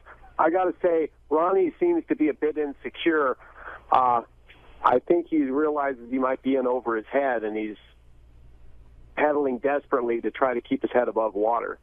That might be why he's so offensive every time he thinks someone's attacking him. Yeah, he goes on the offense. You're right. I mean, guy says to me, "Did you get a new car?" He's like, "Oh, get a new car. Fuck you, you asshole." Yeah, I mean, but the cursing. You should brag about that, wouldn't you? I mean, shouldn't that give him bragging rights? Sure, why not? Listen, Ronnie says Howard has his things. He likes new electronics. If Lieber says you get a new phone, yeah, I got a new phone. Hey, Howard? And he talks about it. I can almost understand why DePace would be kind of ticked off. He just doesn't, he doesn't want unflattering pictures of himself taken. I don't think that's right that he makes that edict, but that's his edict. Yeah, he certainly takes unflattering pictures of us. I don't understand the Ronnie thing even for a second. Yeah, no. I mean, Ronnie wants to be a judge on the intern beauty pageant. Ronnie wants to come in here and help out with Kelsey and the bathing suits. But the other part of that is also allowing yourself to be exposed in other ways. Absolutely. I don't get it. Well, the best is I bought a car that everyone will look at, and I don't want them looking at me. Yeah, he doesn't want attention. So either he's crazy or he's retarded. He's got to calm down a little, and you know what it is. He's getting very big with his Ronnie block party. I think he needs some psychotherapy. That's the problem. You got the Ronnie block party. Right, Fred. What? I'm crazy. I told you that. I'm just really trying to understand this, Ronnie. I don't understand like the venom towards Lieberman. I mean, Lieberman's just doing Fuck his Lieberman. job. Why? He's a shyster reporter. I don't like him. He's a what? Shyster. A shyster. A shyster's I don't a like lawyer. him. You know what a shyster is? Yeah, I know what a shyster. What is a shyster? Never mind. All right, that's right. I don't know. Whatever. Listen. But you're funny too. Calm down. No, I don't. What am I doing? Wait, I'm not look at doing me. anything. That's right. You do nothing. I'm not doing. So be happy. You got to go. Yeah, here we go. Well, I Here just we agreed go. with you. Here we go. I agreed do with you. nothing. You do. You said I don't do anything. I go. I agree. All right. You're right. I do nothing. Wait, I agree with you. I do nothing. You're right. Why do you have me? If I do nothing, you're right. If I agree with you, I'm part of the wallpaper. No, you're right. I'm fucking crazy. I told you that. Didn't you have Lieberman to your house for a barbecue? Didn't you have Lieberman to your house for a barbecue? Yeah, because I like his girlfriend. I can't stand him. Oh. What, John? No. Didn't he have you to a barbecue? And his nice son. He has a nice son. Yeah. But he's a douchebag. I'm sorry. You like his girlfriend and his son. Okay, let me tell you something. Jim McClure just sent me an interesting email, and this should put this to rest. Look at you. You told everybody at the barbecue. Look how angry you are. You told everybody at the barbecue that you had, which I attended. Right. Thank you very much. Yeah. Mm-hmm. That about the pace car. So it can't be a secret. You wanted it known. I didn't hear it there, but you wanted it known. No, I told friends of mine what I was doing. You know when You're you not my tell friend. people that it's going to get... You're not my friend either. Good. And by calling on me to be fired yesterday, that is extremely disrespectful. Look, yeah, that's the part you missed on the wrap-up show. Because I would never question you in your capacity. I would never say, Howard, Dude, I think this guy should be fired. I was tweaking your buttons just like everybody else does to me. And you didn't like it at all. And you went off the deep end when I said that to you. And you DePace went is a off man. the deep end. I will give this to Ronnie, DePace. You went over the line. He never criticizes your job. Never. Oh, I was screwing around with him like everybody does to me. You Okay. went over the line. All right. Yeah, I go over. I don't make personal attacks. I go over the line. You said he's not I competent. go over the line. You And said at he was least- incompetent. Look, at least Scott DePace stood... Yes, sir, General. At least Scott DePace stood there. Listen to me. At least Scott DePace stood there just now and answered my questions, Good for him. admitting that he has put rules on when the camera can shoot him. You're He must Jewish. be alerted. You're Jewish. You just told me... Dude, you're Jewish. What are you talking with your hands for? Jewish people don't talk with their hands. Scott, you just told me Italians that do, you, like me. Scott, What the hell's wrong with you? Scott, you just told me that you Look at him. Look at alerted everybody that you have to be told when you are being shot. Where's your black dick, man? Let me see it. Yes, that's true. Thank you. think Ronnie's a- Howard, did you hear yes, that? Listen, you don't have to justify this to me. You're so upset. I am not upset at all, but I don't like. I do not like when my professionalism You're and not my upset. profession is questioned. I know how to be a reporter, and I am not You didn't here even talk to straight. explain Look to at you. You're I am upset. not here to explain Look at to you you turning red, the man. fundamentals The of blood pressure's journalism. going up. All right, You're going to listen. blow an eye vessel like me, man. Look out. But now you pissed off John. I'm done. Did he just throw down the Yeah. It's getting crazy. Everybody around here is nuts. Mark, go ahead because I got to take a break. Well, I feel for you, Ronnie. It really sucks when it feels like people are teaming up on you. Well, But, hey, you got people out there that are supporting you. I'm not sure where they are, but they're out there, okay? Teaming up on him. They asked him if he got a new car. Yeah, I don't know quite what to say about it. Maybe he's self-hating and projecting it on others. I can't quite. I mean, what kind of question is that to blow up over? Don't you want to know about Ronnie's new car? Yeah, but he certainly doesn't want me to. That's why. But he's driving around in a pace car. I mean, he's not in the Indy 500. That's like waving a flag. I mean, that's like me going out in my Fartman costume saying, "Please don't comment on what I'm wearing." It's like skywriting and saying, "Please don't read the note." Right. I mean, what is that? It's like a woman walking out with Band-Aids on her nipples I'm and going saying, to walk "Don't out of stare my at my house. tits." I'm going to walk out of my house naked and then say, "Please don't comment on it." I mean, what is that? Yeah, Matt, go ahead. Yeah, if Ronnie can't handle jokes about his pace car, how's he going to handle all the jokes after Richard blows him? Because even if Ronnie takes the joke, he's going to get jokes about it for the rest of his life. All right, thank you, Matt. You had the last word on that. I'm telling you, we're getting into a weird area with those two in a funny way. So it's out there. So Ronnie's doing this weird move. Ronnie's just leaning against the wall, and Ronnie's at the far wall, and Lieberman's over here by the green room, and they're just yelling at each other. And Ronnie's like the guy in the movie, like the gangster, like flipping the coin. He goes, "You're a shit reporter." And I don't know why, but Lieberman goes, "Fuck you! I'm not a shit reporter." I'm telling you, it's getting weird. Oh my God. Do they know that? It's completely repetitive, by the way. Like you could go out there an hour, and the conversation will have not changed at all. Started up again. It's like that Star Trek. But Ronnie has figured. But here's the funny thing. Ronnie has figured out if he calls him a shit reporter, it gets under his skin. Right. But Ronnie can't. We talk about this on Rapid News. Ronnie doesn't understand how you rile him up to get under his skin. He doesn't. No, he doesn't like me. I go, but you don't really not like Lieberman. You're just fucking with him. He goes, I know. It's very interesting. John, why did you finally crack with this Ronnie nonsense? What pushed you over the edge today? Calling me a shit reporter. I only speak the truth.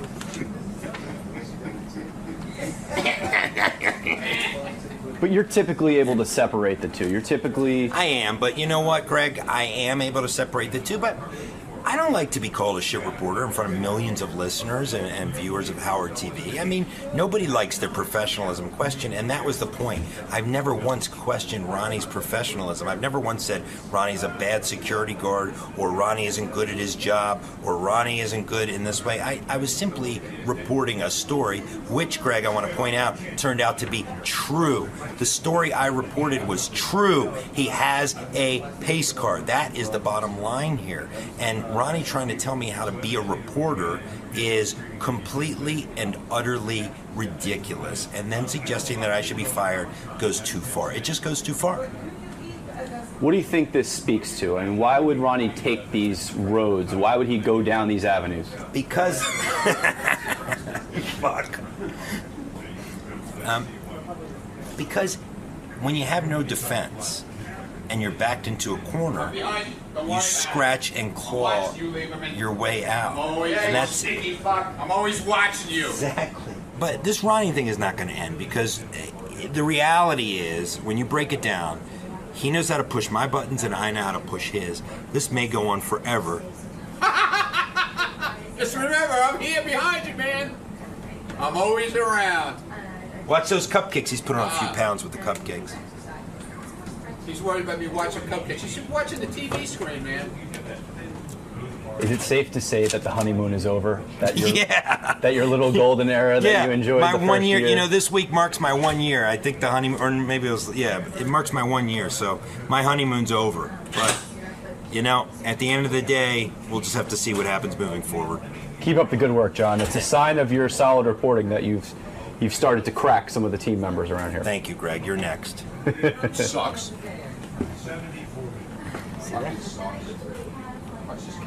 Ronnie. Yeah. You get a special kind of kick out of when you get a rise out of John Lieberman or any of the news reporters. You know, everybody's got their guy they pounds on around here. I'm one of the guys that gets pounded on by everybody. So you know what? I like giving it back now. I like it, man. I'm pounding. No more punching bag. I'm pounding, man. You're doing the punching. I found my punching bag. And that I know how to get to him. I know how to get to him, man. Could you close that door, please? Why did this story in particular get to you? I mean, there have been far worse things reported about you than having a pace car. I just want to be left alone. Leave me alone when it comes to that. But don't you Do you want people following you around the fucking street? Well, of course not. But don't you think... I mean, I don't mind. I like people. I like doing the comedy shows. I like going out there and seeing everybody. But I don't need them following me around in my car. Do you get my point on that?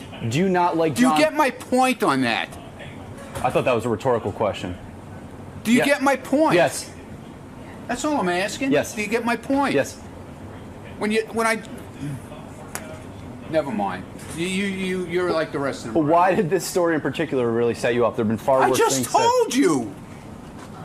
What don't you understand about that? I guess I didn't get your point. What don't you understand about that? Yeah, I guess I didn't get it. I guess not.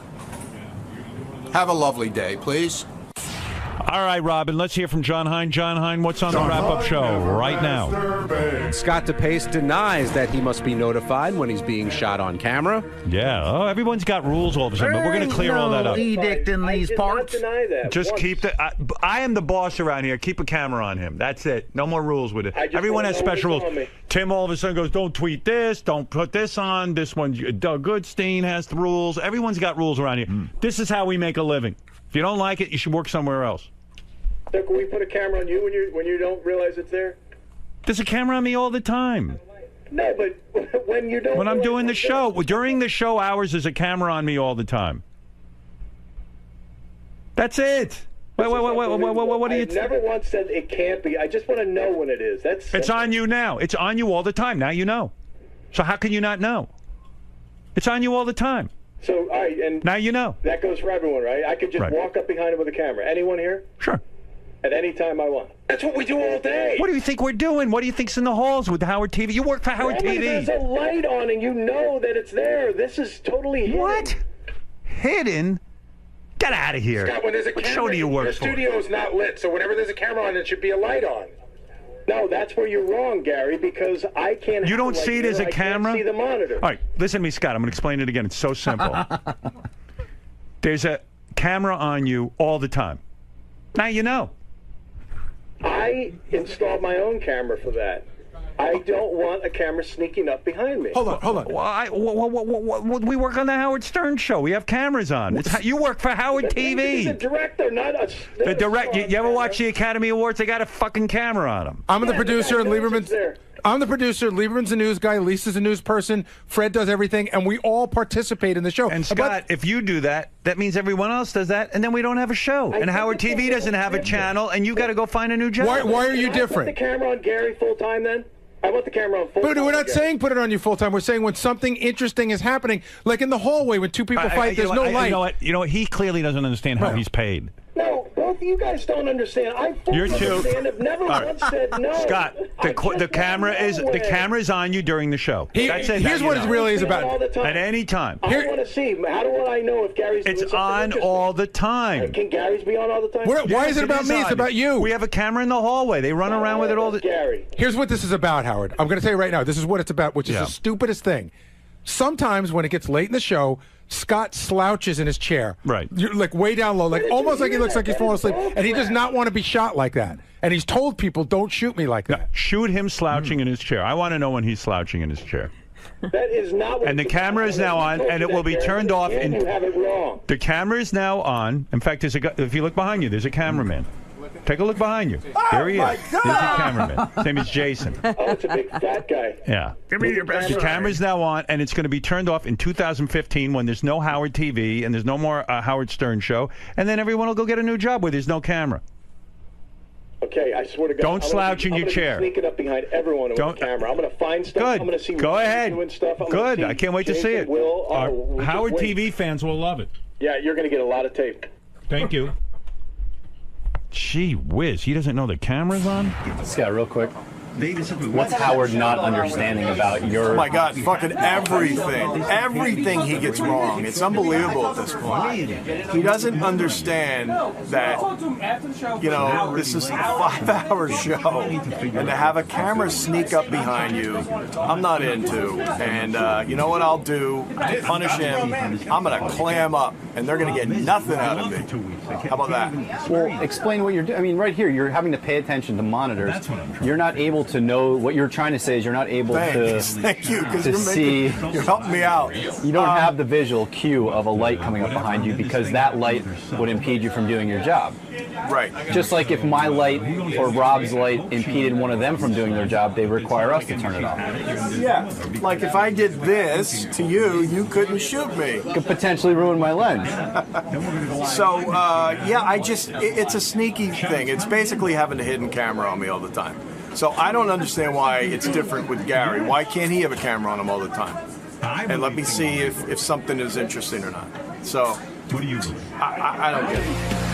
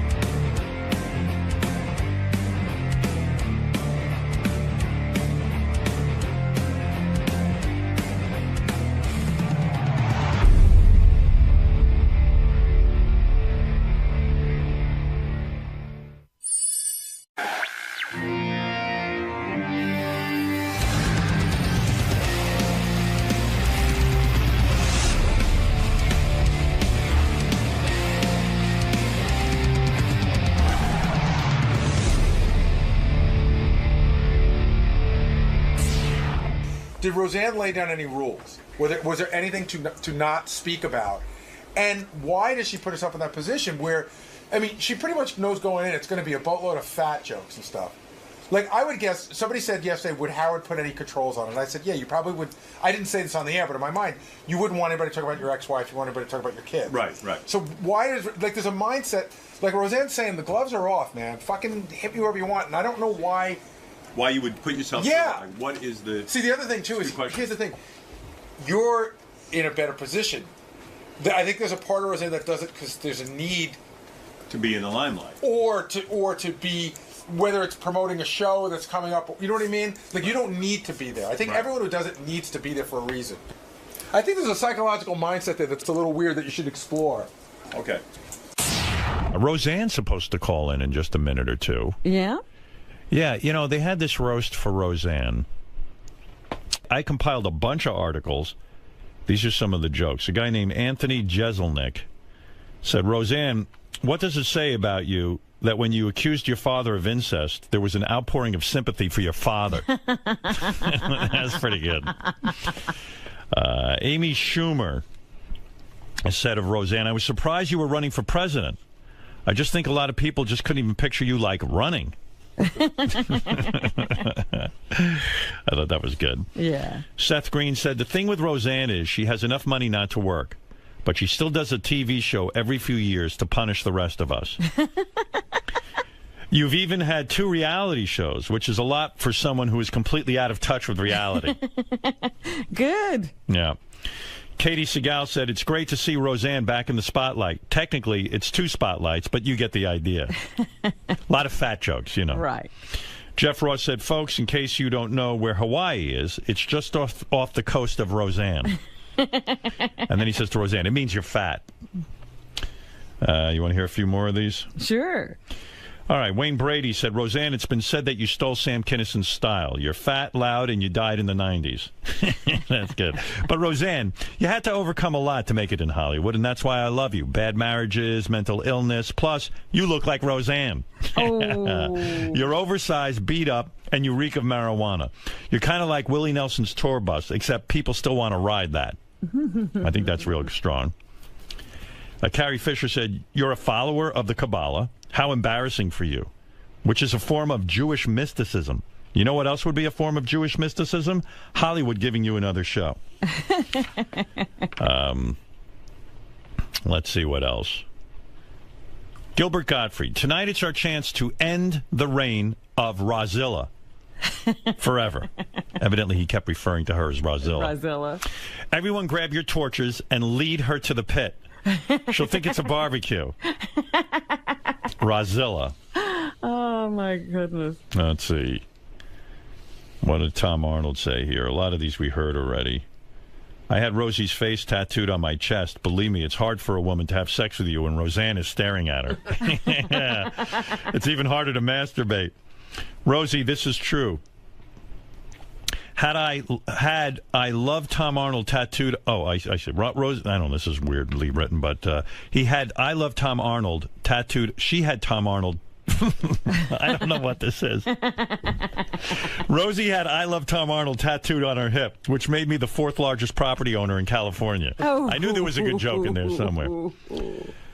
Rosie, there's no reason to be jealous of my wife, Ashley. She's tall and thin and wasn't even born when we were married. Plus... I've learned from your biggest mistake. I made her sign a prenup.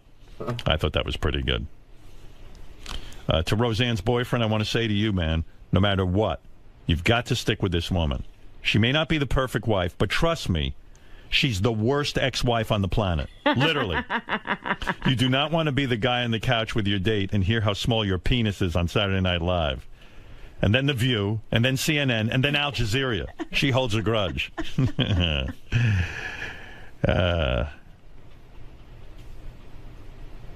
Recently, Roseanne got in trouble for wishing cancer on a Chick-fil-A customer. But you guys can all relax. If she had the power to wish cancer on anyone, I would have been dead in 94. All right. Not so good? Well, Anyway. maybe it was his delivery. Maybe he had a better delivery than I did. All right, Roseanne's on the phone. Oh, good. Hey, Roseanne. Roseanne? Yeah, hi, Howard. You okay, baby? Oh, God, it's early. I know. I'm so sorry. Where you're up are this you? early. You still out in Los Angeles? LA. It's like 5:30. Hey, can you swear on this show? Yes. Oh, fucking great. Yeah, you can say whatever you want here. There's complete freedom of speech. Roseanne, why would anyone, especially a woman in your position, why would you put yourself through a roast? Seriously, from a psychological point of view, I mean, it's endless fat jokes. Like, I was even thinking about it for myself. Like, if someone said to me they wanted to roast me, I don't think I'd want to put myself through it. Why? It's fun. Is it, though? I mean, well, it is. I mean, I'd say that over the whole, it took about 3 hours to film it, you know. Right. But, you know, when it was up and running, there's some damn good jokes, man.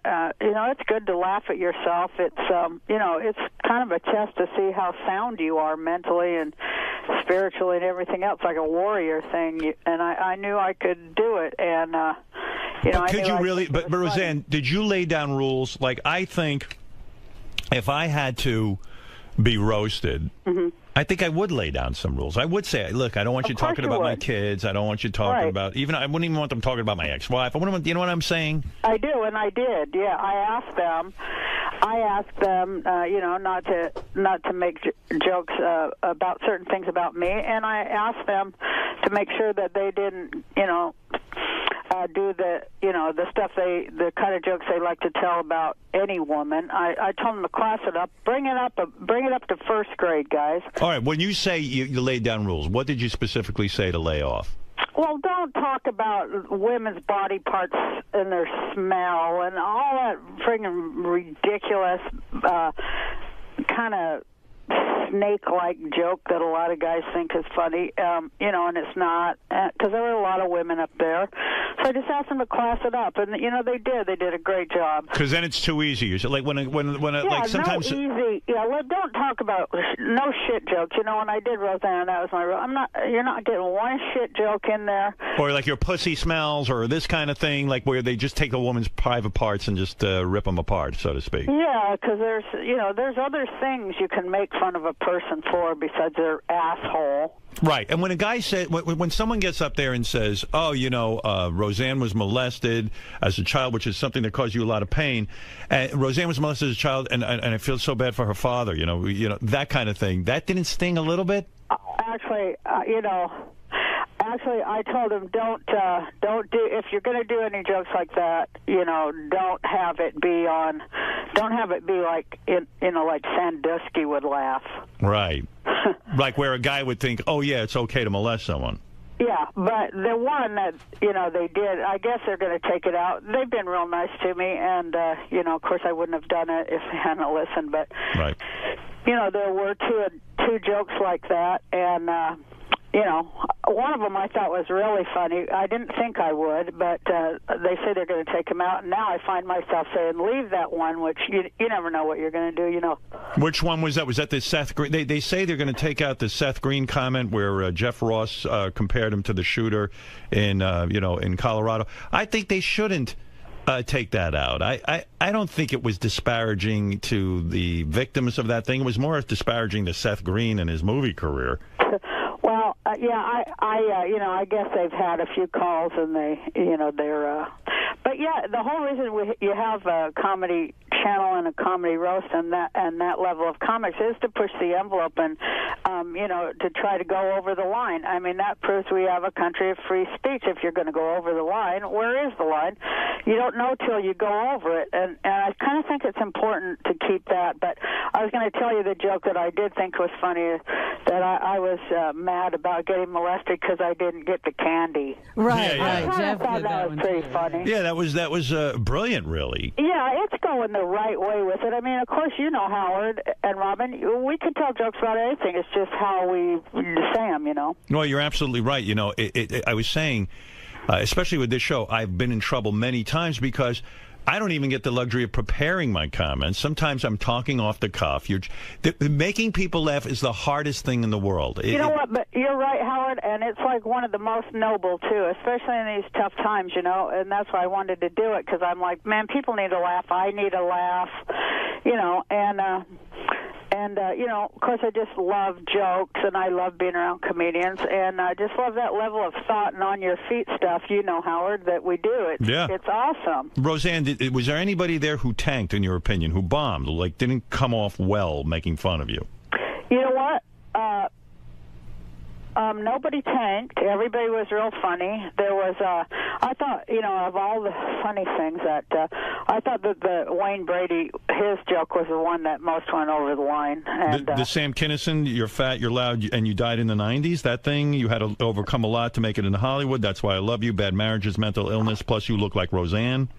No, not that one. I thought those were kind of funny. Right. There was just one that was like, ugh. What do you say? I can't remember because I have no memory because I smoke too much pot. But, it was whatever where there was a cringe moment. But, I just put my hands over my eyes on the cringe moments, and I only did that 3 times. And one was, of course, on the Colorado shooting one because, Yeah, that's a tough although one. I think it should be there, and people, they did get mad and like groan and stuff like that. But you got to respect a brave comic that'll go out there. Look what happened to Gilbert. Right. We can't keep letting them take us down like that. We have freedom of speech here. Right. You're referring to Gilbert tweeted a tsunami joke after the Japanese tsunami. And he lost his job, he lost his gig and stuff. Yeah, it's a weird thing because people don't realize how hard it is to know that line. And I told this story yesterday to Jeff Ross. I said I was on Letterman right after the OJ thing went on, and before any comedian made a joke, I went on there and made an OJ reference, a joke, and Letterman really kind of blasted me for it. And then 3 days later, he was making OJ jokes. It was suddenly okay. And that always struck me as like, well, someone's got to test the waters, right? Yeah, and also I think psychically, the one that tells the first joke is the one that kind of bursts the toxic bubble that we're, once we laugh at it, right. We kind of heal it a little bit, I think, Yeah, it's a tough line. Did you recently apologize for some of your tweets? You know what? I apologize that I used the wrong word to convey a thought. It's really hard on there because you only get 140 characters, and right. I used the wrong word. I realized after. I couldn't understand why people were so angry, so I reread it about 50 times, and I was like, what? And then it hit me that I had used the word deserves, and it's not at all what I meant. You're talking about Chick-fil-A, right? Yeah, I said anyone who eats hormone-infused, antibiotic-filled, factory farm chicken, deserves the cancer they're going to get. And, that was after like 50 or 100 million tweets going, you're un-American. I just got too pissed, and I spit out deserves, where I shouldn't have used the word deserves. What I was trying to say is, hey, if you eat shit, you're going to get sick. Right, and to me, now I will probably end up following you on Twitter because that sounds like you're saying something interesting, but as soon as you say something interesting along those lines, you get crap, and then it kind of beats the crap out of you to the point that you don't Twitter, and then you don't say anything interesting, right?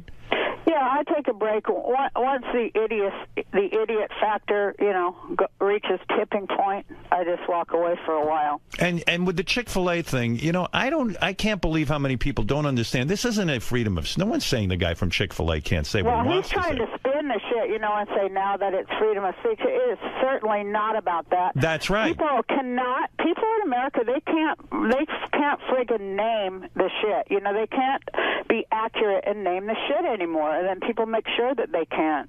Yeah, it's subterfuge. The guy from Chick-fil-A, what I'm saying is because I believe people have a right to get married and gay people have to have a freedom should feel as good about themselves as anybody else.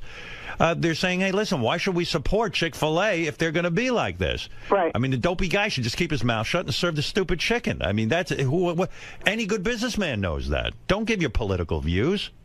Yeah, especially when they're that extreme, and they include, like, deporting gays. I mean, it's not just about gay marriage. He says it is, but that guy, Mr. Cathy, he gave $5 million last year to these real extreme anti-gay things that say that, you know, that gays should be deported, among other things, and that, you know, pretty much hate speech, setting them up to get, you know, attacked on the street.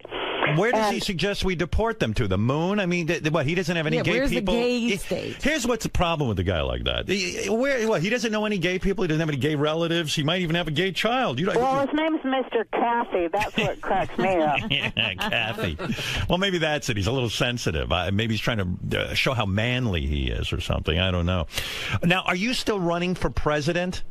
Yeah, I'm still doing it, Howard. And are you actually, like, in other words, when I go to vote, will I see the name Roseanne there? Well, that's what it's really all about. The reason I'm doing it, Howard, is because it's about ballot access. Now, the party that I was elected, we're on the ballot in 14 states.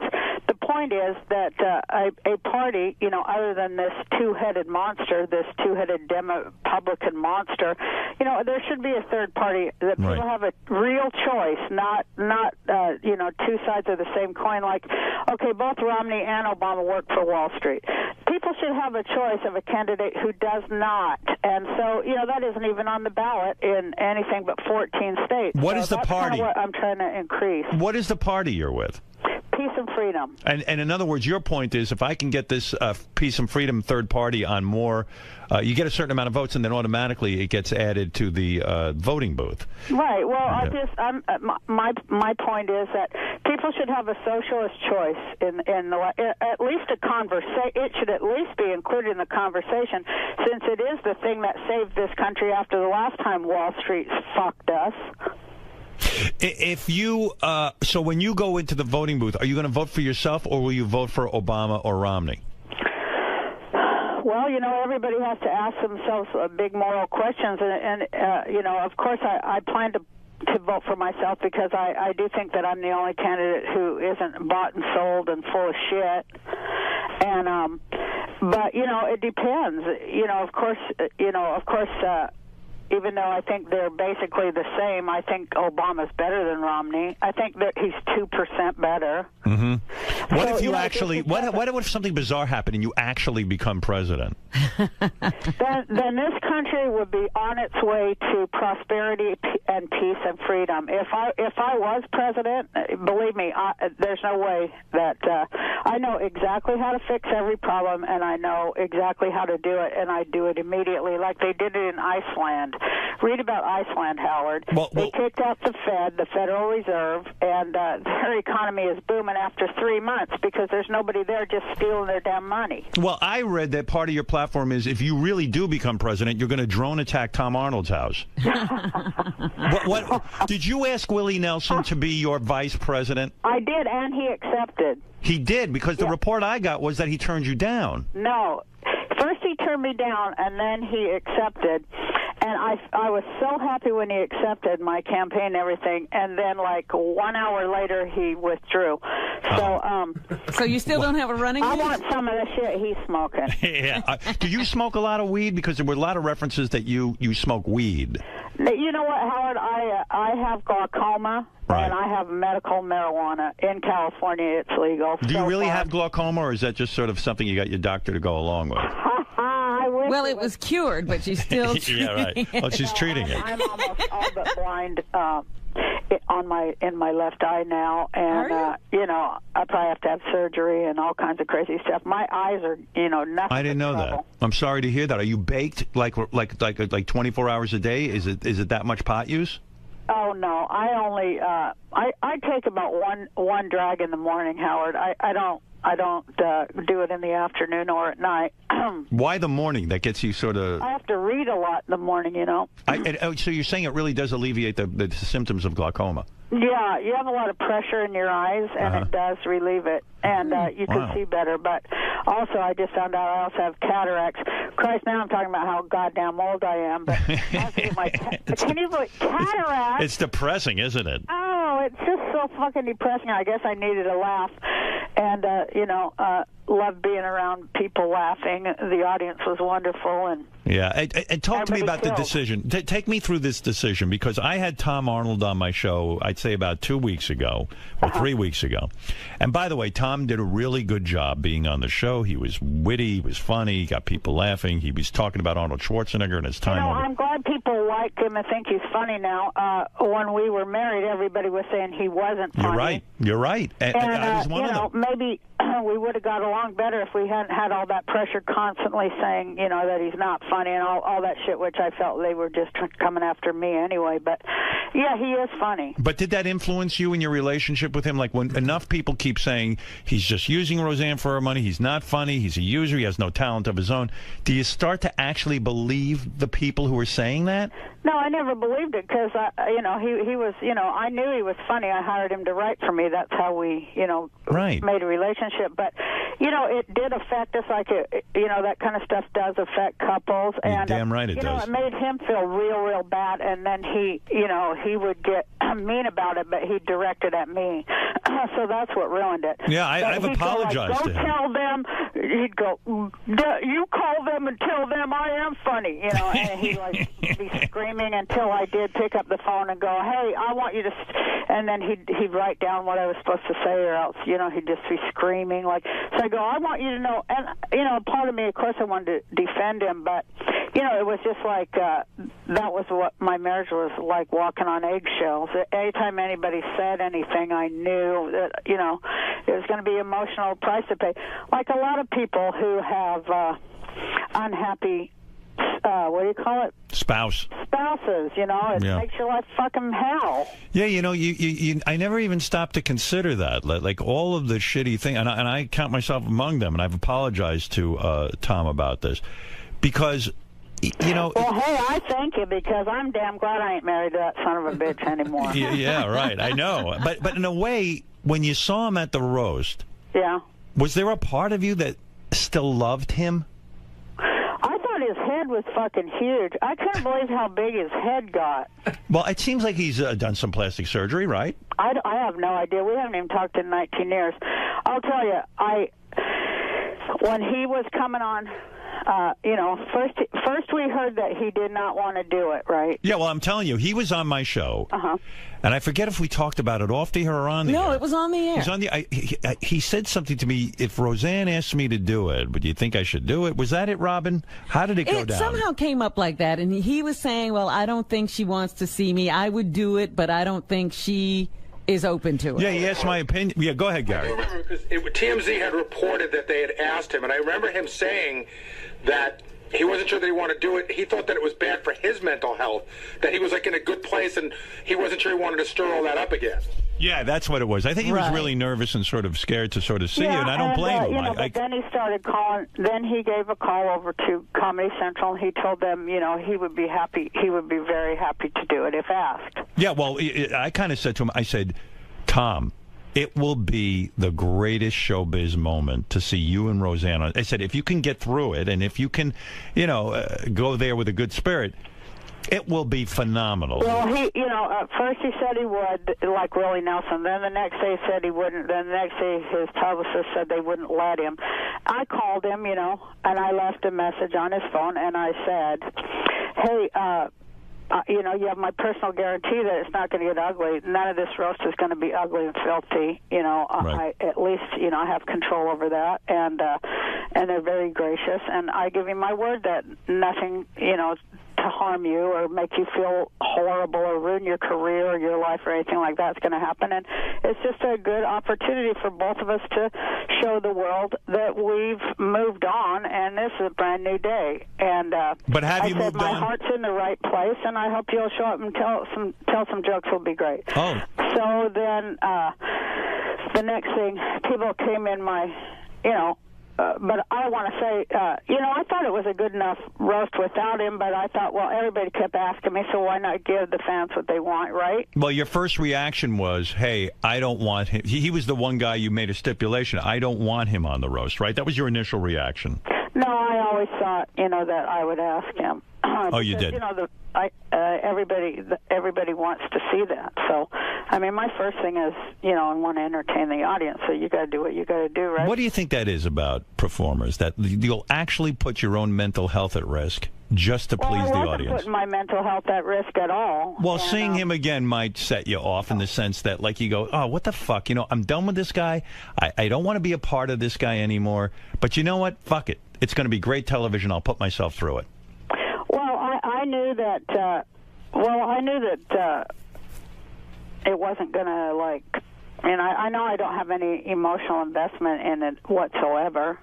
So I knew it wasn't going to upset me unless, you know, he took off after me. But I knew he was smarter than that because, you know, I figured the first time when he said no, it's because he can't take the retort. And, you know, it's a harsh retort. Right. But, you know, he took it, so I thought that was brave. But afterwards, you know, I thanked him, and I said, well, onward and upward. Good luck to you in your life. And, you know, it's a good thing. Also, you know, all the shit going on in our country, all this hate, I sort of thought, hey, if I can have this moment and show it, you know, maybe I'll influence other people. Get past old shit, you know, even politically, countries, maybe there can, I say in my act, or when I followed him, I said, you know, I realize that if I could bury my roiling, boiling, ceaseless hatred for Tom Arnold, there could maybe be peace in the Middle East. Yeah, no, I remember. I mean, it was such a vicious hatred in the sense that you even said, hey, he took millions of dollars of mine that I had in a box or something. I don't remember the exact story you told me. But, you know, you felt he had stolen from you. And so I guess my question was, gee, when you really go through something like that and you still kind of harbor those feelings and you finally just kind of wipe this guy out of your mind, you don't have to see him anymore, this, that, and the other thing, you kind of put that all aside to please the audience, and that's what's crazy about performers, myself included. There's sometimes I'll do stuff I don't even want to do, but I know it'll be great television or radio. Well, yeah, you're right there. And, you know, comics and stuff, we'll do anything for a laugh. I mean, of course, we've all embarrassed ourselves at some point, but that's just part of it. We're open people and honest. But Tom's very well off now. Do you think he should pay you back? Yeah, I do. Yep. Yeah, I know you do. I sure do. Wouldn't you? Yeah, I'm that's my kid's money. He definitely should pay me back. Yeah. Yeah, and like so, but somehow you put that aside, and even after the roast, it would have been awkward if you didn't go up to him and say anything.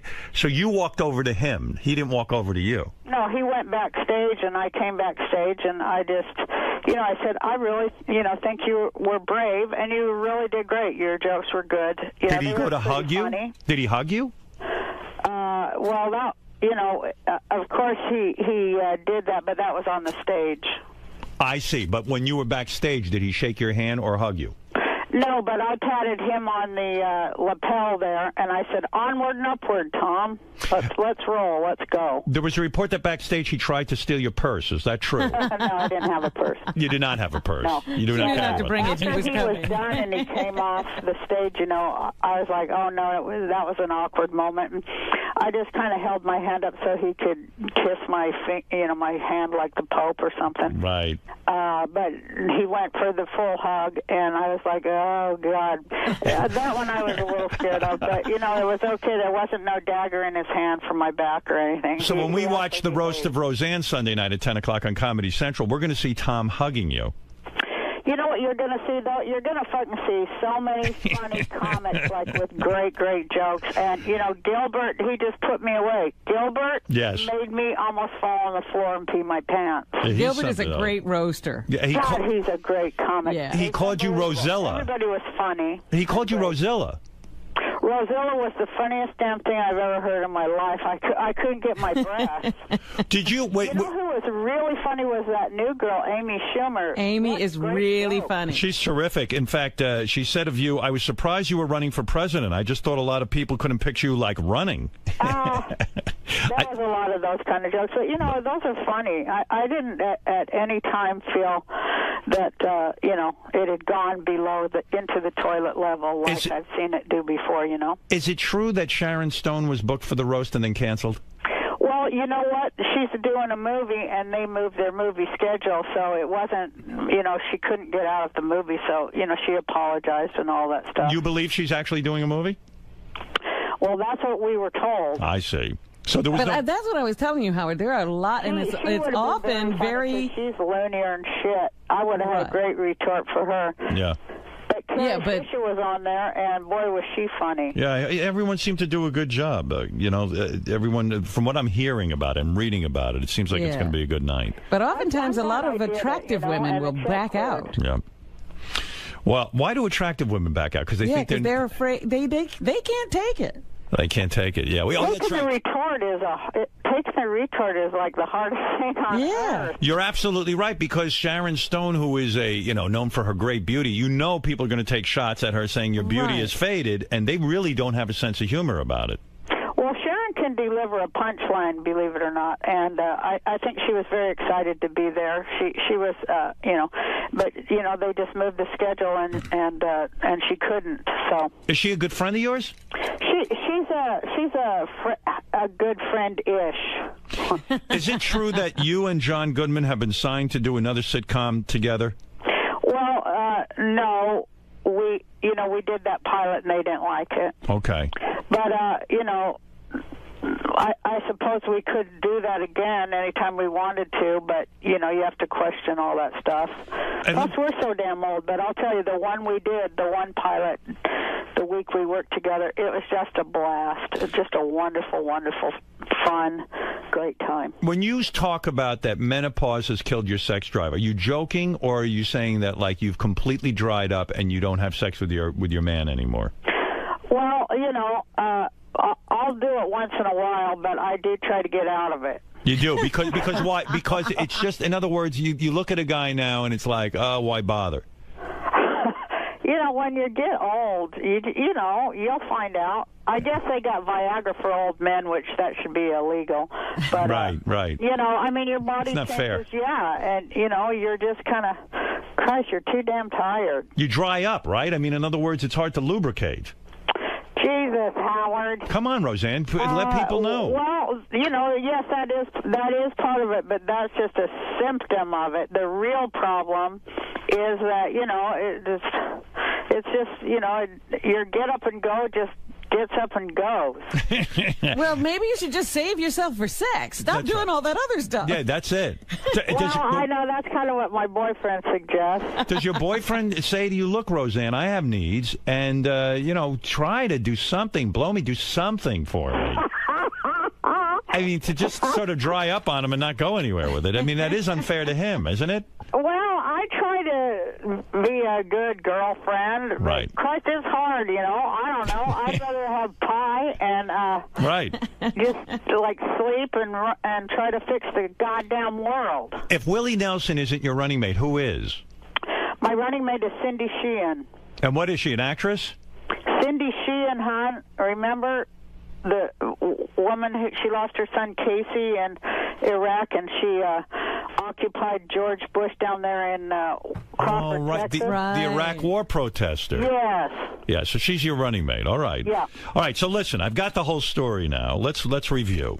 Okay. We first want to say she showed America that she can get past things and reunited with Tom Arnold for television's sake. She did it. She sat like Jesus. She sacrificed herself for you, so you should want. Actually, he had some great jokes, and he was real funny. Yeah, well, that's. Did it bother you when he started to have real success? When he was in True Lies with Arnold Schwarzenegger, he was having a major career. Did it irk you in some way? Like, did you become? I don't want to say jealous, but just like, I don't want to see him do well. Not at all. No, I'm the one who, I'm the one who, took all the shots so that he did get famous. And, he just kind of turned into a monster at that point. He did? So, but I didn't begrudge the work I personally had done to get him to How did he turn into a monster at that point? Huh? How did he turn into a monster at that point? Was he difficult to work with? Oh, I don't know what he was like to work with, but he was impossible to be married to or live with. Wow. And who has more money now? I would still think you have more money than Tom, but I don't know. I have no idea. I don't know. I don't know how much. He's done 50 movies. I don't know. Do you think he might have more money than you? Probably. That's the way shit goes, isn't it? Well, you have to think, though, he had a couple of other marriages where he didn't sign prenups, remember? Oh, Is that right? Yeah. He might be cleaned out, too. Well, I do wish him well. You know, he told my boyfriend on the show, he said, whatever you do, stay with her. She's a horrible wife, but she makes an even worse ex-wife. Right. Do you really wish him well? Seriously, if I gave you the power now to wish him well or to wish him ill, what would you wish him? Of course, I wish everyone well. You do? Of course. Otherwise, you know, I'd have all that hate inside me, and I'd be a miserable old bitch, and I'm not. Right, right. Did you always know that your TV daughter was gay? Was that a shock to you? Who, Sarah? Sarah, yeah. I know Sarah now. I've been on her show. Yes, I always knew she was gay because she liked Jodie Foster movies. That's the sign, right? That's how you know. I used to make fun of her. I'm like, come on, Jodie Foster. Especially after Jodie Foster did that one movie where she played the Grand Same Here. That one where she couldn't even talk. Nell. Right, Nell, right. Anybody who liked that movie, you know, they were definitely you know, they were undecided on their sexuality and their humanity. Why was no one from your former huge hit sitcom on the roast? Do they not like you? Do they not get along with you? Why was Sarah not there? Why? I mean, Tom, of course, was a writer there, but aside from Tom, I mean, Sandra Bernhard. I'm trying to think who else was on the show. Tom Goodman. Where the hell was he? John Goodman. John Goodman, not Tom. You know, they were all asked, and you know, people had other commitments, or you know, or they're, you know what it is, Howard. You know this, I think. Okay. Everybody's got a publicist. Mm-hmm. And, you know, they're really Satan's hordes. Yes. They really do all, they're all like, you know, it's all just image. And do you have a publicist? Yeah, but he's not like they are. Wow. And everybody's like, you can't do that because you won't look this and that. I mean, obviously, my publicist doesn't give a shit what I do. Right. But, you know, I think they stop them and they say, oh, you're going to get up there and you're going to get called names. People, again, Howard, you know, you got to have a thick skin and, you know, a good sense of humor about yourself to take the retort. And a lot of people in Hollywood, as you know, Howard, they don't have a sense of humor about themselves, and they're like overly sensitive, right, big whining fucking babies. Right. No, you make a good point. I mean, it's a hard thing to take. So, okay. You don't want to put yourself out there to just be knocked when you're trying real hard to get a job, and that's the other part of it, too. And why I asked Comedy Central, could we not, like, have people walking away feeling slimed? Right. So, you know, they did a good job, and they let me bring in some new writers, and they got some new writers, and I noticed a few of them were women, and that's a big step up there for Comedy Central, and I was glad they did it. And I think they should continue looking at hiring more women writers. Roseanne, should Romney have to release his tax returns? Not only should he have to do that, yes, absolutely. He should give back every dime he stole from the American people. There'd be no problem in this country whatsoever. Everybody be living great. And will you release your tax returns? I No. know there's a big call for no. Hell no. You won't do it. Well, I mean, if I have to, I will. But what? I mean, I'm not stealing any federal money. And you know, Romney. You know, there's questions of that. But certainly, I've never even been within 5 feet of where they got all the money hidden over there in Washington. You feel Romney stole from the American people? I think he stole from God and the world. I think the guy's like the biggest friggin' thief that ever lived, and he's self-righteous about it on top of it. Listen, Roseanne, you've said it all. You know you've said it all. Mm-hmm. Not all. You close to. All right, that's true. You got a little shy when it came to menopause and drying up. Well, because I have grandsons, Howard. Listen, they need to know about this. One day they're going to get old. They're only 2 or 3. They need to know about drying when up. When they were 5, my one grandson said to my boyfriend, he goes, why you want to have sex with an old lady like my granny? Yeah, that's nice. Way to throw you under the bus. Listen, it's great talking to you. Come see us when you're in New York. Yeah, I really appreciate both of you. You're doing great, and thanks for having me. All right, I love having you on. Good to talk to you. Thank you. Bye, guys. All right, bye, Roseanne. That's Roseanne. I don't know if she's saying Roseanne Barr anymore. Maybe she went back to it. For a while, she wasn't Roseanne Barr. Well, was she just a one-name person, Roseanne? She went to. Remember when you went to Ophelia? That's where she got the idea. Yeah, go ahead. Roseanne Barr. Yeah, she's back. She was Roseanne Barr. All right, listen. For a while, it wasn't. The TV show was Roseanne. Yeah, I was thinking there was a time when Robin tried to change her name to Roseanne Quivers. Didn't fly.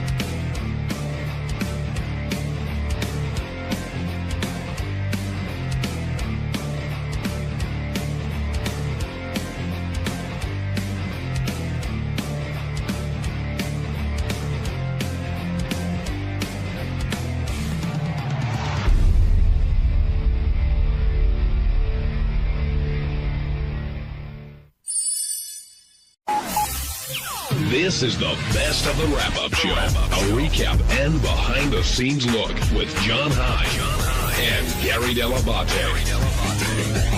The best of the wrap-up show begins now. I'm Gary Dell'Abate, Baba Booey. And on Monday's wrap-up show, we talked about Warren Sapp, NFL legend. He came in here and he talked about a variety of things. He talked about what it's like to have sex and how he can't hold out that long. But then we talked about some football stuff, too. Had a great moment where he talked about what it's like to sack the quarterback. Anyway, here's what happened on the wrap-up show.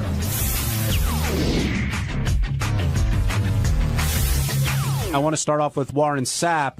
Gary, before he came in, I was talking about it's always great when Howard interviews a football player, a professional sports player, because he doesn't really follow it, yet you end up hearing more and learning more about the athlete than you ever knew before. The thing that makes Howard great with athletes is because he doesn't know a lot about sports, there's no hero worship. So it's not, oh my God, Warren Sapp here. So Howard's like, oh, there's a football player here that people say is pretty good, and he seems very interesting. So there's none of that like, oh my God, I saw you when you were in Miami, I saw you in the Super Bowl.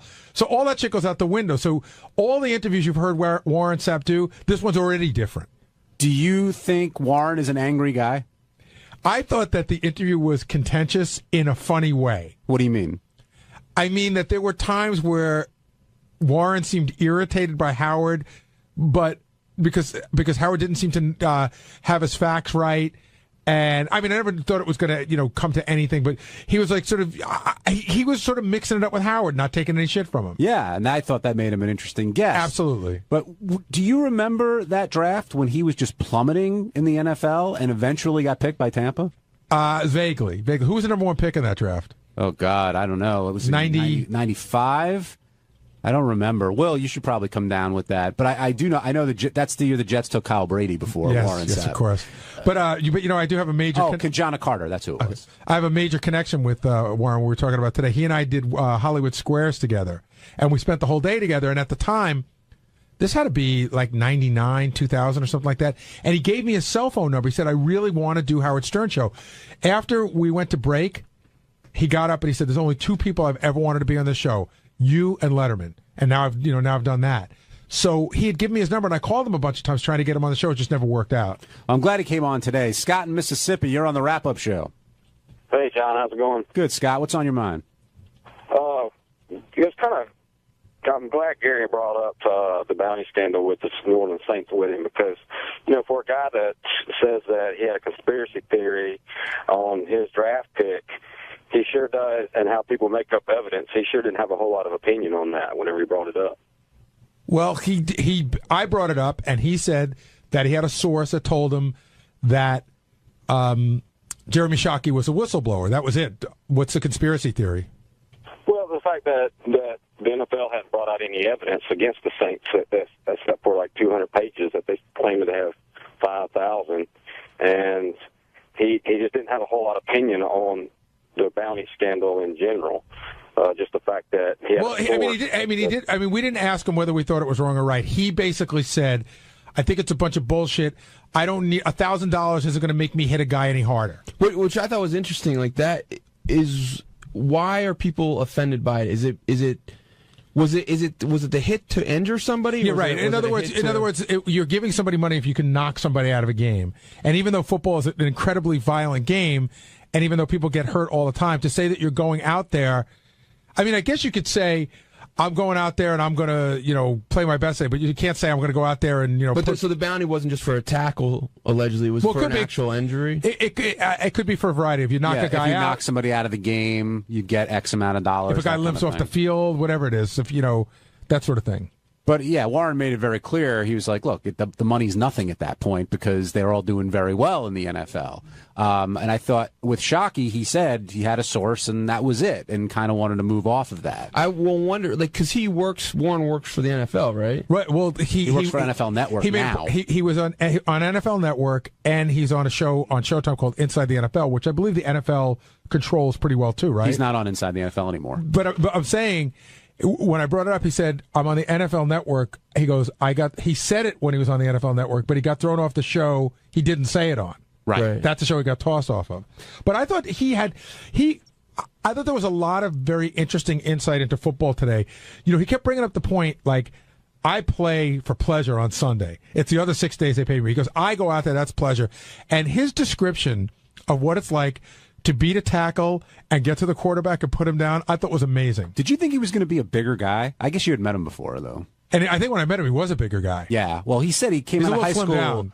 He was 225 in high school, and he was over 300 when he was playing pro. Right. I mean, but he said he's smaller, but he was fast, and that's really why he was such an exceptional. Well, and he made the joke, which I don't think Howard got. He goes, I feel like I'm a big guy with a safety. Safety, yeah. Did you guys understand what he said? What he was saying that would have been a motivation for making up drug reports about him? No, I don't think nobody understood what he had a conspiracy theory. He said there was 2 new teams. He said Jacksonville and Carolina were the expansion teams he was talking about. Right. And he said, but he never explained what the reason would be. Like why would help someone if he wasn't? Well, he said that there had to be an explanation why one of those teams didn't take him. Right.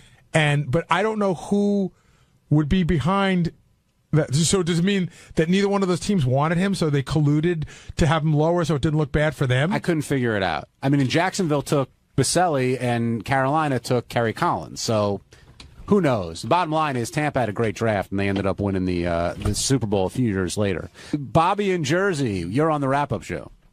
Hey, now. How are you guys? Hey, Bobby.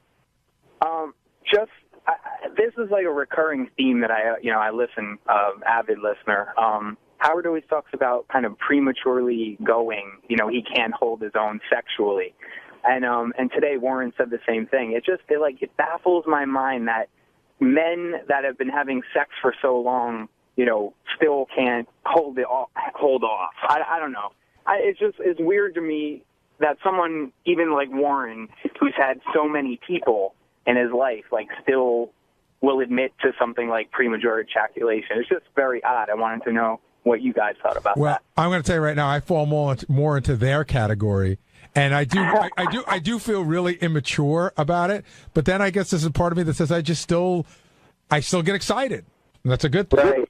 It's better than being not being able to, I would be much more embarrassed not to be able to get an erection. I think when Dax and Bradley were in there, they talked about that too. Do you remember, Benji, who said that? Anybody who says they're going an hour, it's just not true. Or I think Dax was saying that it's not like women, guys who don't understand women, that women don't want it that long. I've heard women say, not porn women, but women that I know say, you don't want a guy fucking you for an hour. That's just ridiculous. And it's like, get on with it already. But every time I think, okay, this is a time. This is a time I'm gonna make it last. I'm gonna and then. Do you ever have one of those where you're just doing so well, and then as soon as you tell yourself you're doing well, that's the end of it? Jeff in Pittsburgh, you're on the wrap-up show.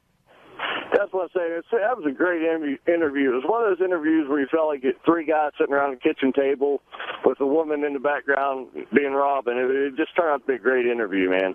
Yeah, it was really good. And by the way, you really need to see it on Howard TV because Will came over and he'll attest to this.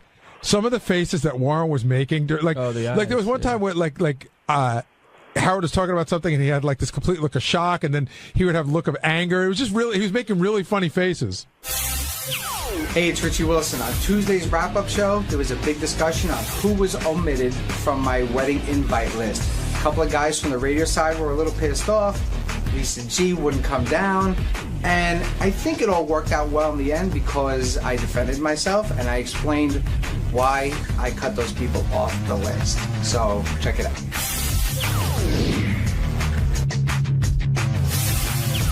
And we're going to get into Richie Wilson's wedding list. Some people left off. Some people, only actually 4 or 5 left off, mostly everybody included. I think on this show, the only way, not the only way, but almost the only way you find out how someone really feels about you is when these situations occur. Well, I got a question for Richie. Did you see this bit coming? Oh, yeah. You knew it was inevitable. Right. And when you're in it, Richie, I mean, you said yourself, you're black and white. You know, this is how you stand. If someone doesn't like you, you want to know. And I'm sure you feel the same way. If you don't like somebody, you're going to let them know. They know. So did any of this come as a surprise to anybody today? Richie does let people know, yes, right? He does. Where there are a lot of people here who I don't. mean, with everything, if I like a restaurant, if I like a movie, if I like this, it's but it's different yes with or no, people. but it's yes or no. I'm not going to people are at restaurants, but I'm not going to blow smoke up your ass or up anybody's ass and be smiling to their face and then not like them or talk shit behind their back. I think that the one thing I would disagree with you about today is when you said it's black and white. It really isn't black and white. In other words, there's people that I like here, and there's people that I like more than others here. And the people that I don't like as much as others doesn't mean I don't like them. It just means I haven't gotten to know them as well. And so there's a lot. It's not black and white. I don't need to love someone or hate someone. There is a middle ground. There is. Okay, then there's like, indifferent, and don't like. Well, no, there's like a little bit more. It's not like, indifferent, and hate. But I mean, it is to you, okay, maybe. like Steve Brandano. I like Steve. I am very fond of Steve. But I think we have maybe 4 words a year to each other. But okay, you know what I mean? But So, you and I got like to the- Steve. But you got to the point where there were 5 people. Actually, no. There's more. There's more. Ralph's not on the list. Is Tracy? Millman, yes, because Rachel and Tracy hang out a lot off the air with Richard Christie's wife, and all those girls. Those girls hang out. I totally understand me being off the list. Totally get that. I was surprised at Will and Steve because it just seems a little glaring. But I think that having done this, it's always glaring when you leave somebody off. Yeah, Will, you seem surprised in the sense that not that you were left off, but like Jason and other people were included. Yeah, no, I did not expect to be invited to the wedding. But then when I saw that everybody else was invited, I go, okay, this is a message that he doesn't like you. No, I like Will. There has to just be not enough to invite him. Cutoff line at some point. Like, okay, why wasn't I invited to your wedding? I invited probably 3 guys from Howard TV. I didn't invite anybody from our news department. That's all he invited from your office. 3 What do guys. you mean? He invited John, Jason, Scott the engineer, all the on-air people. Tracy. Basically, all the people that his wife had a relationship. Did you invite anyone from the office that you wanted there? Initially, the whole horseshoe, I was going to say no as a whole to. What's a horseshoe? whole The bullpen? area. Yeah, no as a whole to. Right. And Rachel was like, listen, I want John there. I've had a relationship with John. John's a great guy. I want him there. And then I said, okay, anybody else? And she said, Jason. I email Jason a lot. Every time I see him, we have a great time together. I want Jason there. And I said, great. Jason, good friends. Yeah, I was sort of surprised by that too. Every time she's up here, they would get like their little. him? They get like a little chatter group going. The two Howard, of them. Rachel Fine, Richie Wilson. Yeah, no, I like her. She helps me out with the website. We talk dipping sauces all the time. She actually. I went to go see her last year sing in the city, and actually I think that made Richie and I better friends because then we found out we both watched the same TV shows, and you know. And so what's your relationship with Benji? Because Benji's always the wild card. See, it's interesting. This is going to be fun. Benji got an invite without a +1. Benji got a solo Well, invite. because I date Rachel. No, Benji, is that insulting to you in any way? Well, yeah, because I have a girlfriend, and that's a serious girlfriend. And I'll be honest So about is it that. you don't want? Is it specifically I'll tell you don't exactly want her why. there? We had 3 interactions with Elisa. 2 of them were extremely unpleasant. Well, do you know about that? Well, when I didn't get a +1, And I we also don't assumed want it the was a Benji. slight- We don't want the Benji and Elisa show. But Benji, did you know that there were 2 unpleasant interactions with your girlfriend and Rachel and Richie? I don't know. If you want to, I don't know. The first one was the night you brought her to Rick's to introduce her to a bunch of people, and she was very cold and rude to everybody there that night. And the second one was the Christmas party where she was just extremely rude to everybody. Well, she was weird. I don't know that she was rude. She was odd. No, but like when people said hello, it was hi and gave out like the the bent hand. Yeah, but she was. I look at her. She was under the hypnotic shtick coma of she Benji. was in shtick coma. Well, I wasn't gonna make a big deal, but when I didn't get a +1, I wasn't gonna go because I took that as a intentional. And we slight. figured that you were not going to come. That's the best invite ever. So if I never been, he won't come. So it wasn't. So it was intentional. No, but we figured we didn't want Elisa there. But we figured if we did that, Benji wasn't going to come. But we like Benji, and we wanted to invite Benji, but we knew. But I think, I don't know, you're being very insulting to my girlfriend, who is a wonderful person. And if you don't like her, that's fine. I'm just going by the interactions I've had. They've been unpleasant. But you realize it's hard to split a couple up. In other words, I know. You would be insulted if you were invited and someone said they didn't want Rachel. If Benji got invited myself and not Rachel, I wouldn't go either. All right. I do want to talk about one other thing, because the thing that I found most interesting this morning, like I said, I did not expect to be invited. When he said why Will wasn't invited, he had, I thought, a fairly reasonable explanation. Same for Steve. But Lisa G, flat out, you just don't like Lisa G. No, she's a dud. Come on. You want somebody that was going to be fun. And we, listen, in the past, especially in the past few months with the way she's been on the show, with her whole, she wants to be paid for everything. She just let. But are you basing this on the show or a personal relationship? Both. She leaves a bad taste in my mouth. Right, so you don't like her. Yeah, pretty much, and she knows that. It's. Does she? I got the impression when I saw her today that she might have learned it for the first time. Oh no, she knows. This came as a surprise to Lisa? I think so. I went back to the office because I dropped off a piece of paper, and I just I said, "Were you surprised?" She's like, "A little." Tim Sabian, are you offended that you're one of the few who are not invited to the Wilson Fine affair? Well, Richie and I have known each other for a while, and I didn't really expect to be invited. I love Richie. I have no problems with him. I think we get along great, and we're just not. We don't hang out afterwards. If we hang out, it's comfortable. But we just don't spend a lot of time. I will tell you this, Richie. I would invite Tim. If I spend more time with Tim, he'd be on there in a second. By the way, I honestly think a lot of Richie's stuff. I think there's a lot of jealousy against my girlfriend. I think Rachel is threatened by my girlfriend and jealous. Not at and all. I like Rachel and a lot. Not at all threatened or Don't worry jealous. about it, Richie. Tim won't go anyway. Two of the encounters I found jealousy, and one I found pleasant. No, now we're doing the Benji shtick. Steve, I'm not going to get into that. No, I'm telling you, girls are very jealous of my girlfriend because she's very hot, and it makes a lot of girls very jealous. She is very hot. I know you were wondering, why are you on this list? I'll say this with people in this room, and I don't know how that goes, but I was not expecting to get invited to Richie's wedding, and what he said on the air is what I would expect. The problem is I know there's been contention with Gary in the past. Even Will, and there's been friction with Will and Richie, and I know that he doesn't like Lisa G. So with that math, that's what worries me, because then I'm either you're the exception. You're okay, but then by that, understand your point. I understand your point. Okay, all right. Because everybody else, like he said, if Lieberman's going and Scott and JD and blah blah blah. And I mean, Lieberman's only been here for 9 months. Yeah, so then I was just the guy that got left off, which it wouldn't be the first time. But I also interact with Lieberman a lot more, and Rob Martin I work with all the time, and I hang out. You work with everyone here all the time. But I hang out with Rob. Rob and I are friends. Look, when you say you hang out, where do you guys hang out? What would you do? Drinking. We go out to bars. I set him up on a date with a friend of mine. Wait, hold on, guys. Will, what do you want to say? No, I was just going to say, you can be honest. If it's because you don't like me, I know you say you don't like Gary, then that's fine. But I just wish you would say that rather than... Right, you say you would tell somebody, so I want you to tell them. Will. I like you. I don't know what the problem is. I like you. Well, we also heard the comment, too, that, it was very black and white. Right, and that's what worries me, too. How could that be? If I like you, I don't like you. And I like you, Will. I don't. Right. I mean, I do. I like you a lot. and I mean, there was that one time where you may have thought I was being cold, and you called me out on it, and it really made me say, "Oh shit, maybe I was being a little off to Will," and I felt bad about it. All right, and I made a conscious effort not to, because I like you. Did the because you like Steve? Do people in different groups, if Steve's rank of if someone in the TV room, would they have to have the same? If they had the same rank Howard of TV guys not invited to the No. What I'm saying is, who are the Howard TV guys? Is the threshold of for Steve the same as someone in the Howard TV room, or do you have different? But I also spend a lot more time with the Howard TV guys than I do with Steve. So it is safe to say that you like me more than some of the guys that are invited that work for Howard TV. No, Howard TV. A lot of Howard TV guys aren't invited.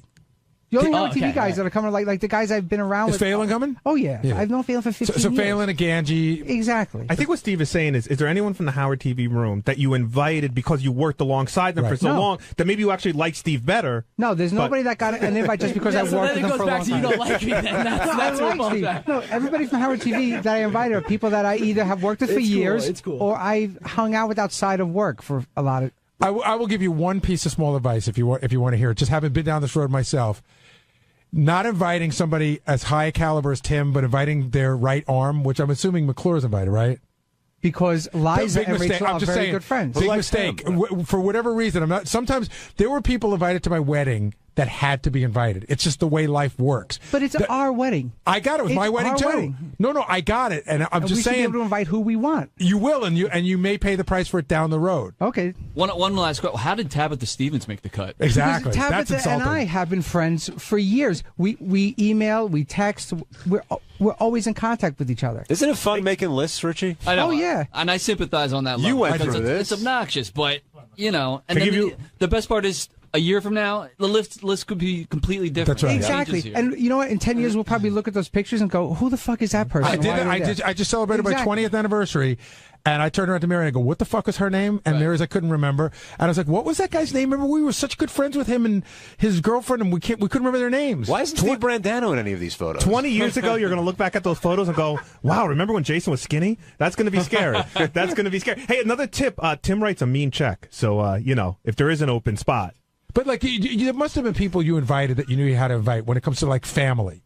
You had to invite some. You're telling me. Well, my family is very small. You can fit. Right, but I'm saying there's cousins and aunts and uncles that you know this, right? You have to invite them, and you invite them, and you're sitting there going, I can't believe I have to have my fucking cousins from wherever when there's a friend at work I'd rather have. But that's just the way it goes. I had a section of the room devoted to people I didn't want at my wedding. It was like 3 tables in the back left corner. If you were sitting there, that's like the Scott Salem section of the. I mean, not at my wedding, the Scott Salem section, but general. Right. We call the Scott Salem section the place for the duds section. Right, I know what you're saying. I was at the table at Howard's wedding, right next to Scott Salem. Oh, I know you guys were bitter about that. Who was at the table? Was you and Jason and Scott Salem? No, not me. I had prime real Jason estate. had a different table. So who were you at the table? You and Scott Salem, Haji, Phelan, the kid with one leg. I don't even know if I want to get into names who are at the table, but Will you was can in a definitely tell you're on the potpourri table. Will was in a different restaurant.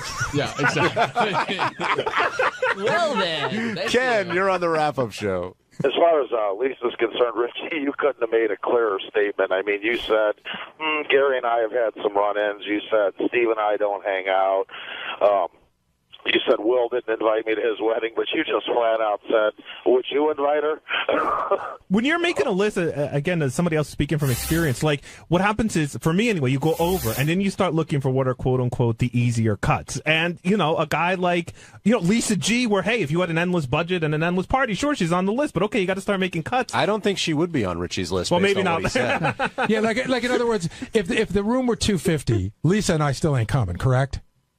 You would.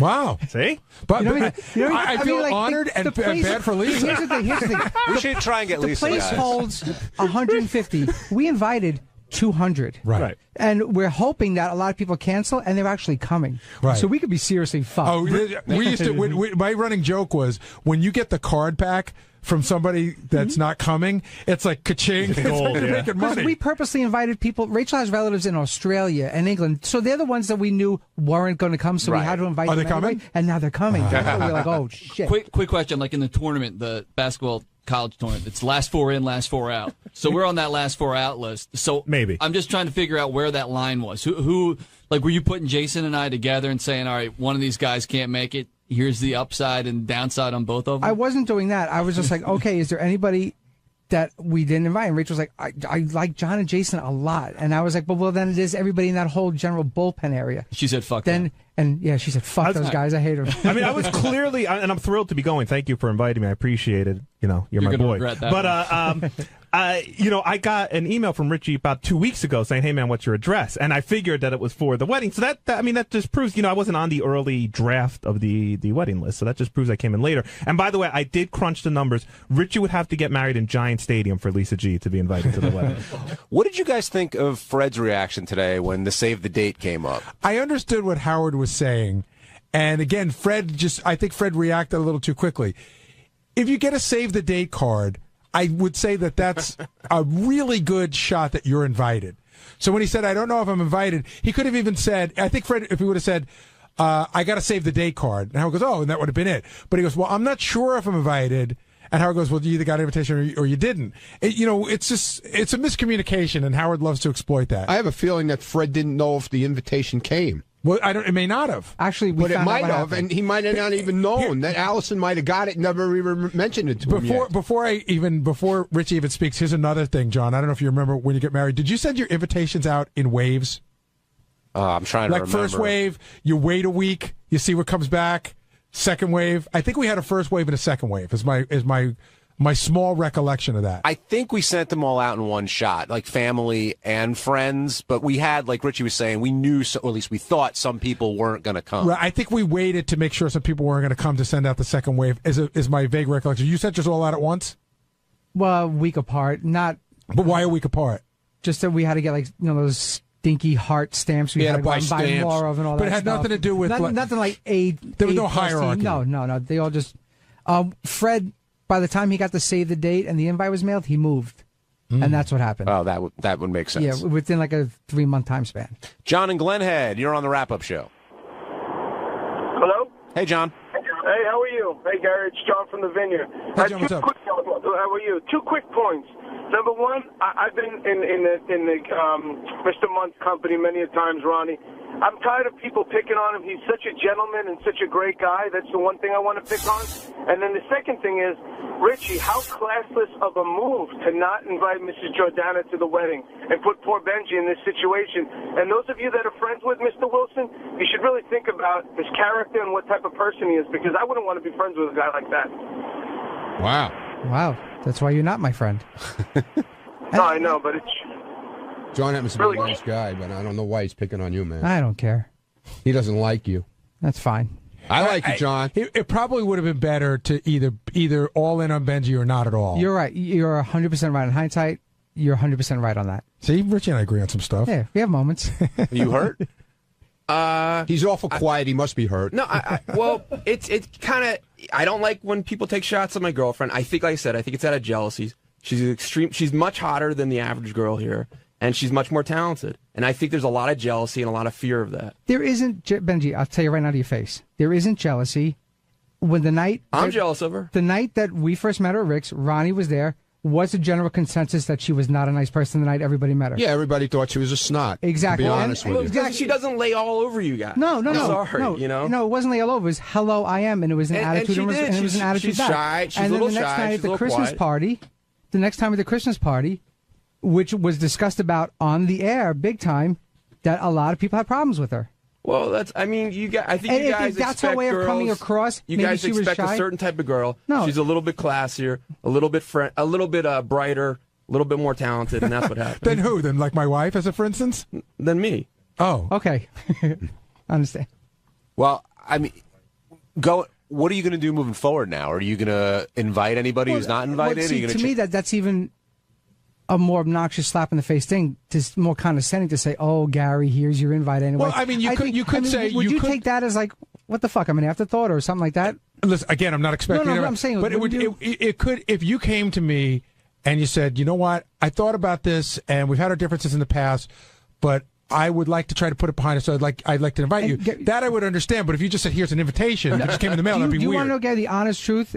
It was 50-50 with you up until like the last second. Yeah, I thought that it wasn't a hard no right off the bat, like fuck him. No, it was 50-50 up to the last second. When I knew the invites were going out, I thought it was if I was going to get invited at all, it was going to be Rachel's decision.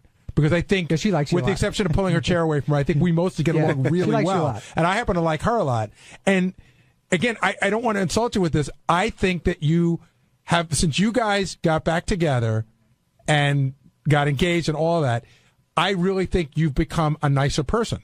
I've tried to be. But I've actually seen that. I've made a conscious effort. And when I said you've changed, for noticing it. But I said when you've changed in the last, when I said you changed in the last 2 years, I really feel that. And by the way, just so you know, when Howard came back and said something on the air that day, and you said, "Oh, Gary must have clouded him at dinner," this is exactly how it went. Beth, the lovely, sweet Beth, who's the nicest person in the world, we're sitting at dinner, and she goes, "Oh my God!" She goes, "It's gonna be so much fun." I heard about this. Yeah. Did you get the invitation to Richie's wedding? And I go, "No." And she goes, oh. I said, I won't be getting an invitation. And she said, why not? I said, I don't think Richie likes me.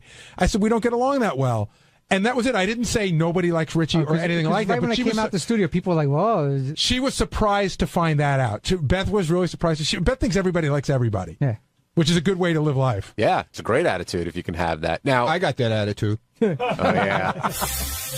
On Wednesday's wrap-up show, all the talk was about Bobo's treasure trade, everything that Bobo went through to get his valuable items for his shrine, and how Sal shined. And speaking of Sal, he told us the genesis of Twat Raper and the difference between a legitimate rape parody song and an illegitimate rape parody song. Yes, you got to see that.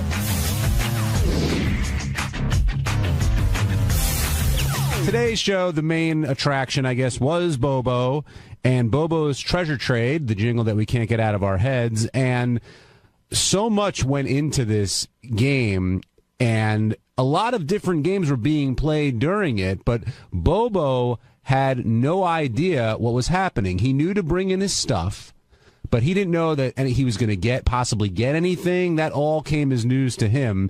But he was here extra early and prepared, and I think he had a good time doing what he did. Doug Goodstein, do you agree? I think he did. I just, personally, I wish it was more of destruction of his items, which we didn't really go there. You saw he wasn't going to part with that stuff. But the physical stuff was fantastic. I'll tell you, the thing that surprised me the most was the Leroy Neiman poster. Like, I know it's his most treasured item, and he loves it. He wasn't going to give that up for anything. Like, no, I wonder nothing. if what Howard could have done. Maybe Howard could offer like a photo session or something like that. No, I think if Howard said, "I'll give you everything." Oh, that for the probably Neiman. Yeah, that probably would have been about it. But John, can I ask a quick question? Sure, Steve. Who is Leroy Neiman? Should I know him? Yeah. What's the deal? He's a famous artist. He You just should died. definitely know. And him. what does he have to do with Howard?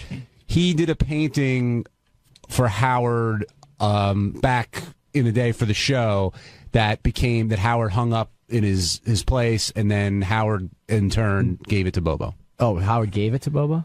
Yeah. Oh, all right. Thank you. You're welcome. There's got to be other people that did. Which is funny because turns out Bobo destroyed it himself. He just that's what He broke it in the car. Yeah, the poor guy. Yeah, the frame cracked. Now, as things came up, the first thing offered to Bobo was Robin's bra, and I didn't think he was going to take it. The stunt was offered, and then a trivia question, and you could tell he wanted it, but I think he thought that was the whole game. Like, it would be the bra. Right. And once it clicked, and it takes a little while to click with Bobo, that there'd be more stuff coming, he jumped all over it. And that's where my pal over here came in to shine. Sal, congratulations. Will you not smoke that in here? Sorry. Thank you. Seriously, don't bring the electric cigarette in here. I'm celebrating. Celebrating what? Painting my cock on Bobo's face. Well, congratulations. Thank you. That was one of the only... painting Bobo's face with my cock. That was one of only a few things that you did. Yeah, we had a lot of fun with it. And what did you enjoy the most? The painting, the pubic hair mustache with Richard? I think everything was equal. Really? Yeah. These stunts are like my children. I don't discriminate. I like them all equally. So yeah, it worked out well. I mean, everyone contributed a bunch of stunts, and I know you had a ton of ideas with Richard on what to do with this. It all happened so quickly yesterday in the meeting. Everything shifted gears real quick, and Howard said, what if we can throw in some stunts as well? And boom, we just started putting them together immediately. Yeah. The only thing that was a bummer about the segment is that it only was those 3 stunts. I mean, we could have gone for 5 hours. There was really so could've. many things, and there was I think Bubba would have gone for everything. Like when Howard went as long for as the- it was just the physical stunts, I mean, he went for it. I mean, when how Howard much- said the tickle chair, I'm like, oh, God, it's over. We could have done so much more. We were going to play the bongos on Bobo's head with our penises, Richard and myself. We had a lot more ideas. Did Richard enjoy shaving you for the mustache? Absolutely. I told him, I said, you need to be my shaver. He goes, you got it, buddy. I love to be your shaver. Did he work the ass hair in, or did you guys... He got a few of them. Definitely got a few of them. And that was pretty good. I loved when he went for the ass hair. Do you feel gay at all? Like, I mean, you did very homosexual type stuff. I mean, you put your penis in a guy's face. You had the guy shaving your balls. No, Did not you at feel all. proud of yourself? Absolutely. Do you? Yeah. You're the I'm one proud of you. running this cockamamie No, I think it's organization. great. I'm proud of you. We've been down on this the road back. so many times, Doug. Clearly, Sal and Richard believe what they're doing is for the humor and funny, but not sexual in any kind of way. Of course. Ask any gay person if they got an erection from me doing it. It might be gay. All I heard was laughter. So it could be. If people want to perceive it as gay, sure. I'm not gay, I'm not going home today looking to suck a penis. I don't get. It's not like I'm going to go to some gay porn. So when you're painting Bobo's nose with your penis, there's not any sense of arousal just because you're touching somebody else with it, and probably just the opposite. Just the opposite. Here I am putting my penis on a man's nose. There's no way I'm going to get erect. If anything, it's kind of shriveling up a little bit. That's why I give it a good stretch on the pouch.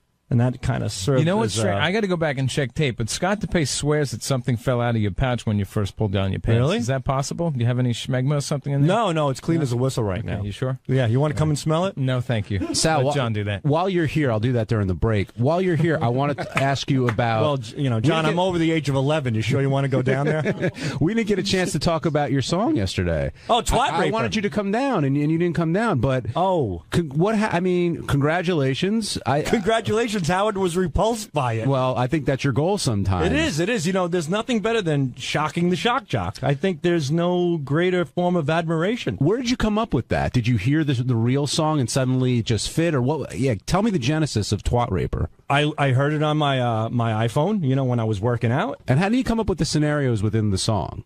Is that just things that pop into your head? What happened? The different things you want to do to her, or no? Look, like I said, boobs, lube, round, brown. Gets a little monotonous after a while, gets a little redundant. So you need to shake it up. You need to raise the bar. Were you surprised by how Howard reacted to the song? No, I didn't know which way he would go. I was actually glad that he said he was disgusted by it and played it versus just deleting it and ignoring it altogether. To me, that's a great accomplishment when he plays something out of disgust. It's fun. It's great. But by far, I'm not looking to rape her. I'm looking at as a, what is that called? Like the brothers do it to each other. Term of endearment. That's a term of endearment. What do you mean the brothers do it? You know how you can't say the N word, but if you do say it, you say it as a term of endearment. That's the only time it's acceptable, which I understand. When I'm saying I want to rape Robin, it's not I really want to rape her. I don't want to commit an illegal act. I don't want to violate her. I want to consensually have mad, pussy-pounding, ass-bruising sex with her. And if you love somebody and you say that, it's not offensive. If you love somebody. If you don't, it's different. It was this is a legitimate twat rape song, not an illegitimate. What would an illegitimate twat rape song be?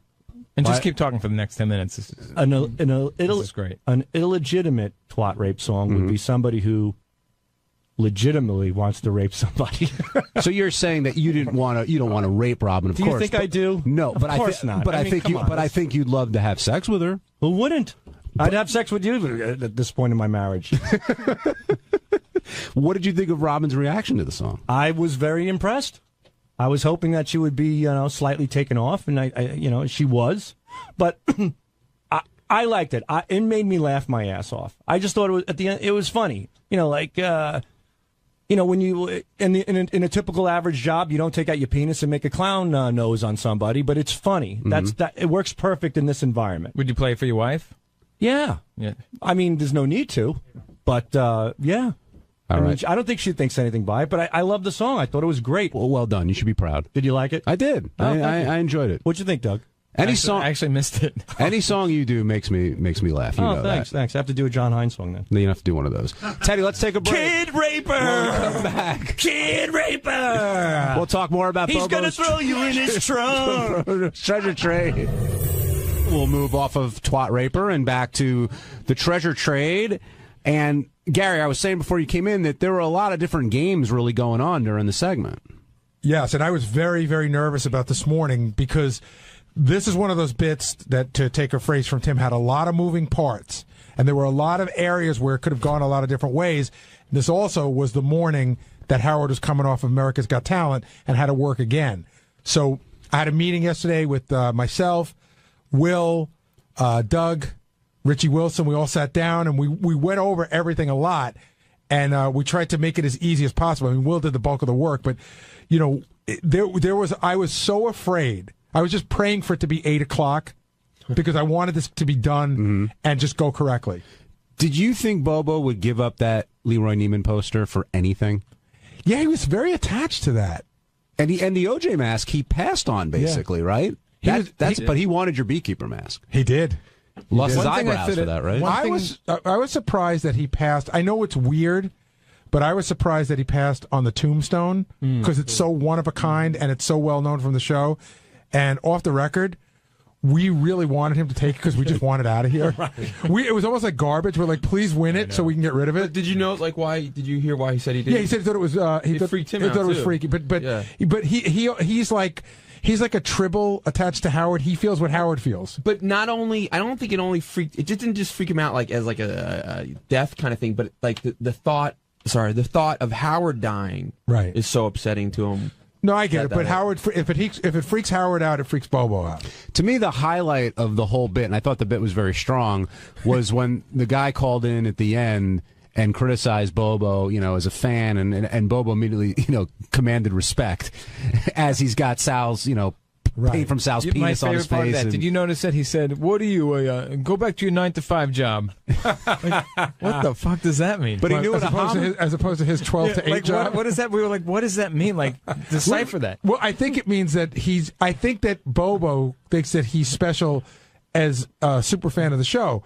But his job is as regular as it gets. He's got like a 9-to-5 top job. There's nothing wrong with having a 9-to-5 but job. maybe he meant like because then he's successful. Isn't he sort of retired because he made a lot of money? He's and saved up? semi-retired. Yeah, he retired from the post office, and he does. Oh, he's a teach postal class. worker? He was, yeah. Oh my God, that explains everything. I thought he gave defensive He went driving. postal many years ago. No, wait, I thought he was a defensive driving That's what he does instructor. now. Oh, that's So no, I understand why he's semi-retired because he probably worked for the post office for 30 years. Right. He's probably on full pension, and so he can do a job where he doesn't have to work full time because the pension and the little part-time work makes it work. Now, do you get sentimental about any of the stuff that he took? I know he got some carts, the tickle chair. I got to tell you, the carts, they've been in my office for a while. I took them when we left K-Rock. And so I have 4 carts in my office. A Song of DeBella, Baldy Baldy, John with Ringo Starr, the Tarantella music, and a cart of when Jackson played football and the announcer announced it, Howard played it on the air. And I think I just grabbed those randomly on the last day, but I remember thinking, all right, John with Ringo, that's a big deal. That's iconic. Oh, and I have China singing her song. Oh. And so I had to give a couple up yesterday, and I was almost hoping he wouldn't take them because they actually mean something to me, although they're fucking useless.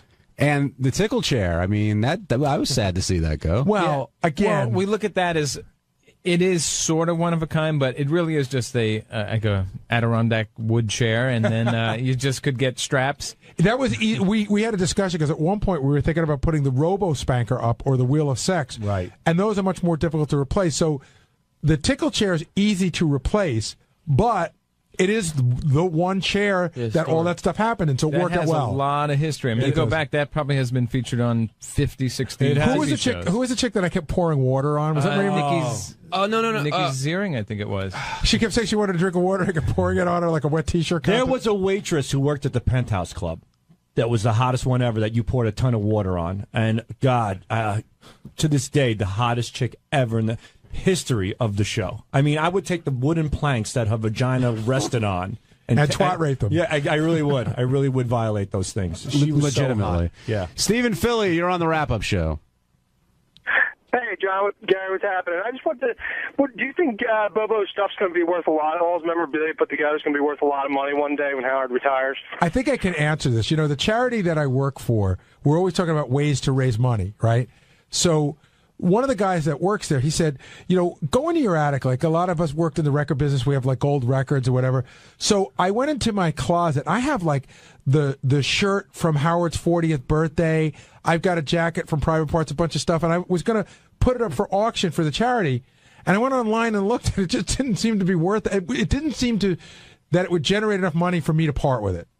Yeah, that's interesting. I would think some of the stuff, depending on how unique it is, I guess, and like I'm thinking the tickle chair. I know you said it's an Adirondack chair, but based on the history and fans of the show, I guess if they bid against each other, maybe then I also think that Howard has to sort of legitimize it. He has to Howard sign it. And not only sign it, but what happened today?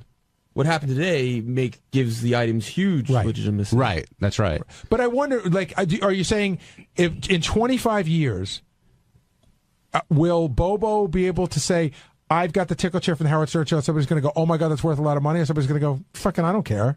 Probably both. I think it's worth nothing because I think it's splintered on the LIE right now. But it's still I the think chair. that's coming out of the car. Listen, it's like no doubt. it's like getting a piece of wood from Yankee Stadium. At the end of the day, it's a piece of wood. I think he'll end up, and you'll have to check in 20 years. I think it'll be like $1 million collection or more. I disagree. Well, I asked him that when I did the Bobo Shrine tour. Yeah, what does he think it's And worth? I said, "What is this worth?" He goes, "Well, it's it's priceless to me."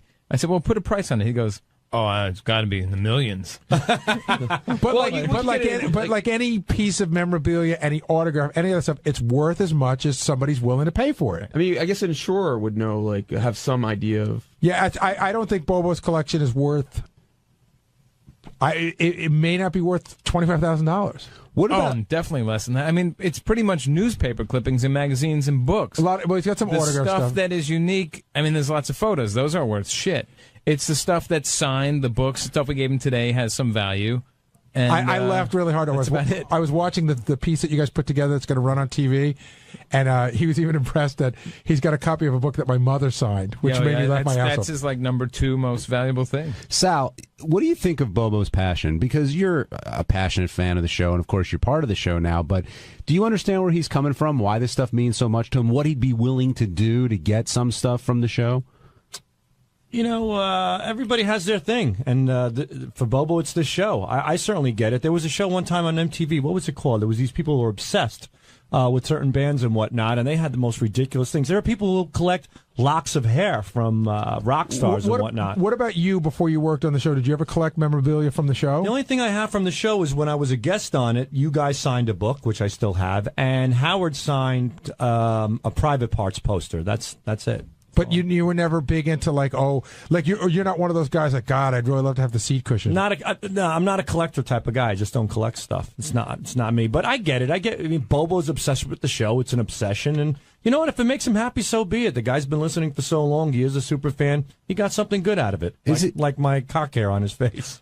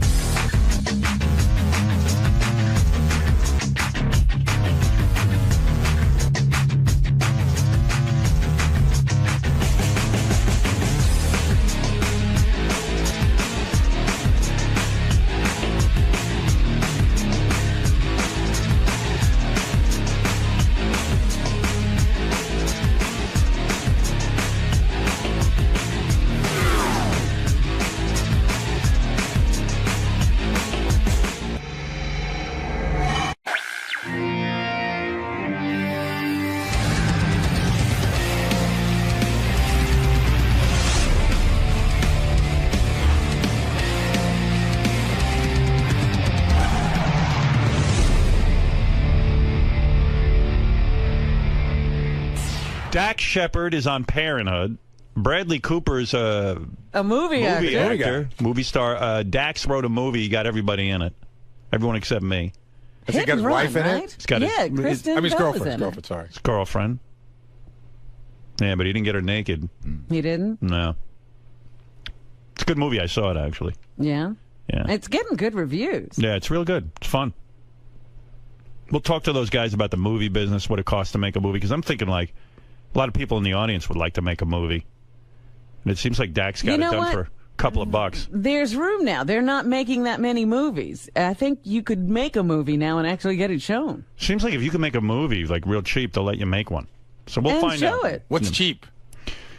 Nowadays, I don't know. We got to talk to these guys. Let's see what Dax makes these movies for. Yeah. All right. Let's take a break. We'll find out about the movie business in a minute. It'd be good for some people like Eric the Midget and Bobo. They're thinking of making a film. Yeah. Yeah. So they're collaborating. Right. Yeah, they're writing. They're in the studio writing now. All right. We'll be back right after these words.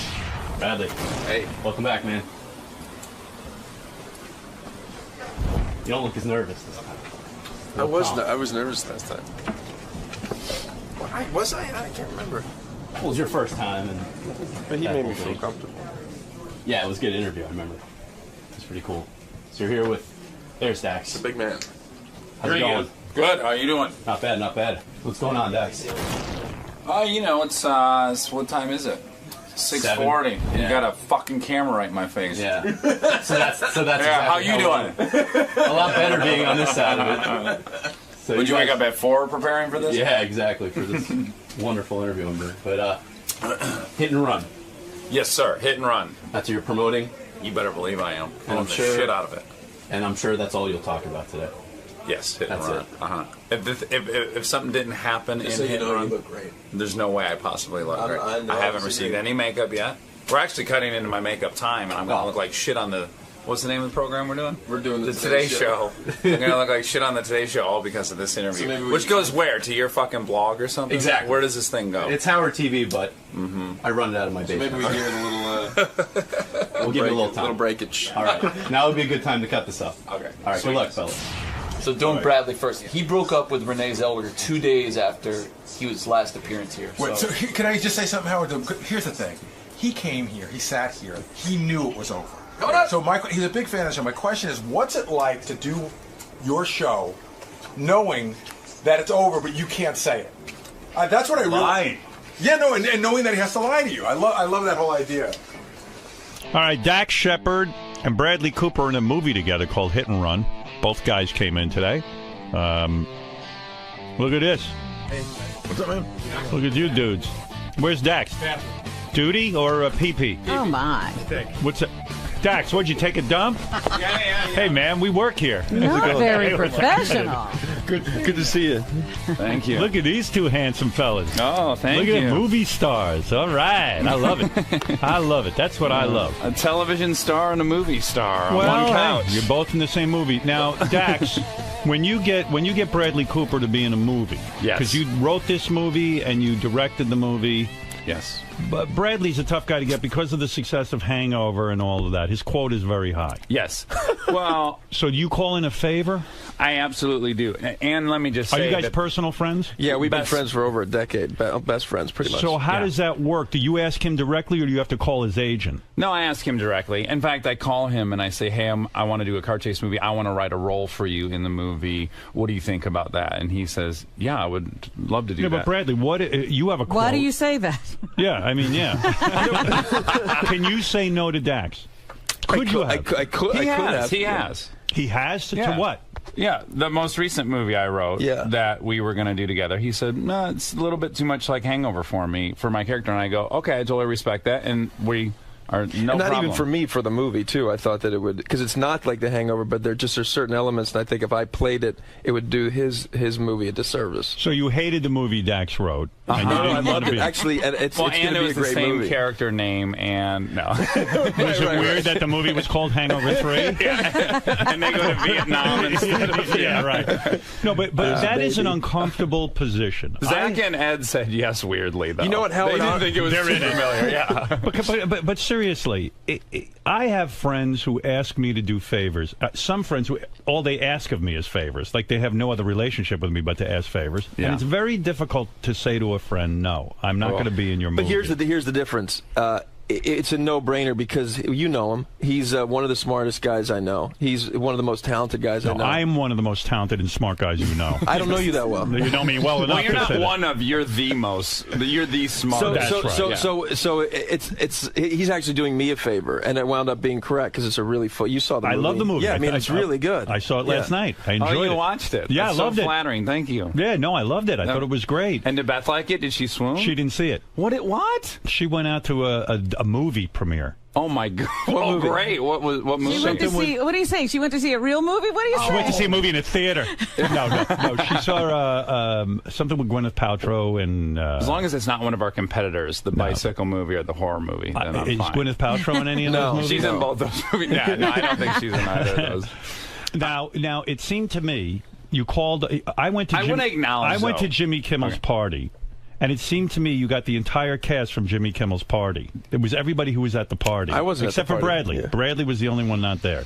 Right. Well, I mean, I think the only person in the movie that was at that party is Kristen. So I also No, Tom Arnold. Yes. Well, you're right. You're That's dead right. No, I went through it. Yep. You're right. Was this a party in Los Angeles? At Kimmel's party for Stern. That's the big okay. party. That's Oh, right. I never heard about it. Yes. Oh, well, you'll come this year. Okay. Yeah, you have to come to the party. It is the party of the year. It really is the party. It's What happened I've been there? to a few parties. Well, what's amazing is you see A-list celebrities tooling around a party, terrified to talk to him. It's just a really fun I go to the dynamic. party and no one will talk to me. It's like when They all have fun. It's a party in your honor. Was it that for no your one speaks birthday, to or you. was it just No, because I never go to L.A. Jimmy Got uses that as an excuse to have people over to his house. Okay. Yeah. And that's it. But it's a really great party. It is Even a you fun agree because party. you've never wanted that party, and both I like times it. you've left in a really great mood. Bradley, you were in the movie The A-Team. Yeah. The A-Team was directed by a guy named Tony Scott. No. Joe Carnahan directed the A-Team. Why do I think Tony Scott directed that? Because they produced it. The Scott brothers produced it. Oh, okay. Yeah. Because the guy just killed himself. I know. We just read about that. Did you know this guy? I met him once. And he's Ridley Scott's brother. Correct. He And directed, he directed Top Gun. He directed Top Gun yeah. and Top Gun. True Romance. Right. Yeah. Why would you kill yourself if you're a successful director? I could understand if you're not. But why? Why? Yeah, this guy made it. Yeah. Well, there's got to be stuff going on, obviously, that we don't And know also, about we yet. don't know that he. I mean, is it confirmed that he He killed jumped himself? off a bridge. He pulled his car over to the side of the road and left a suicide note. I heard Bradley stole his But did we girlfriend. know? No, I'm just.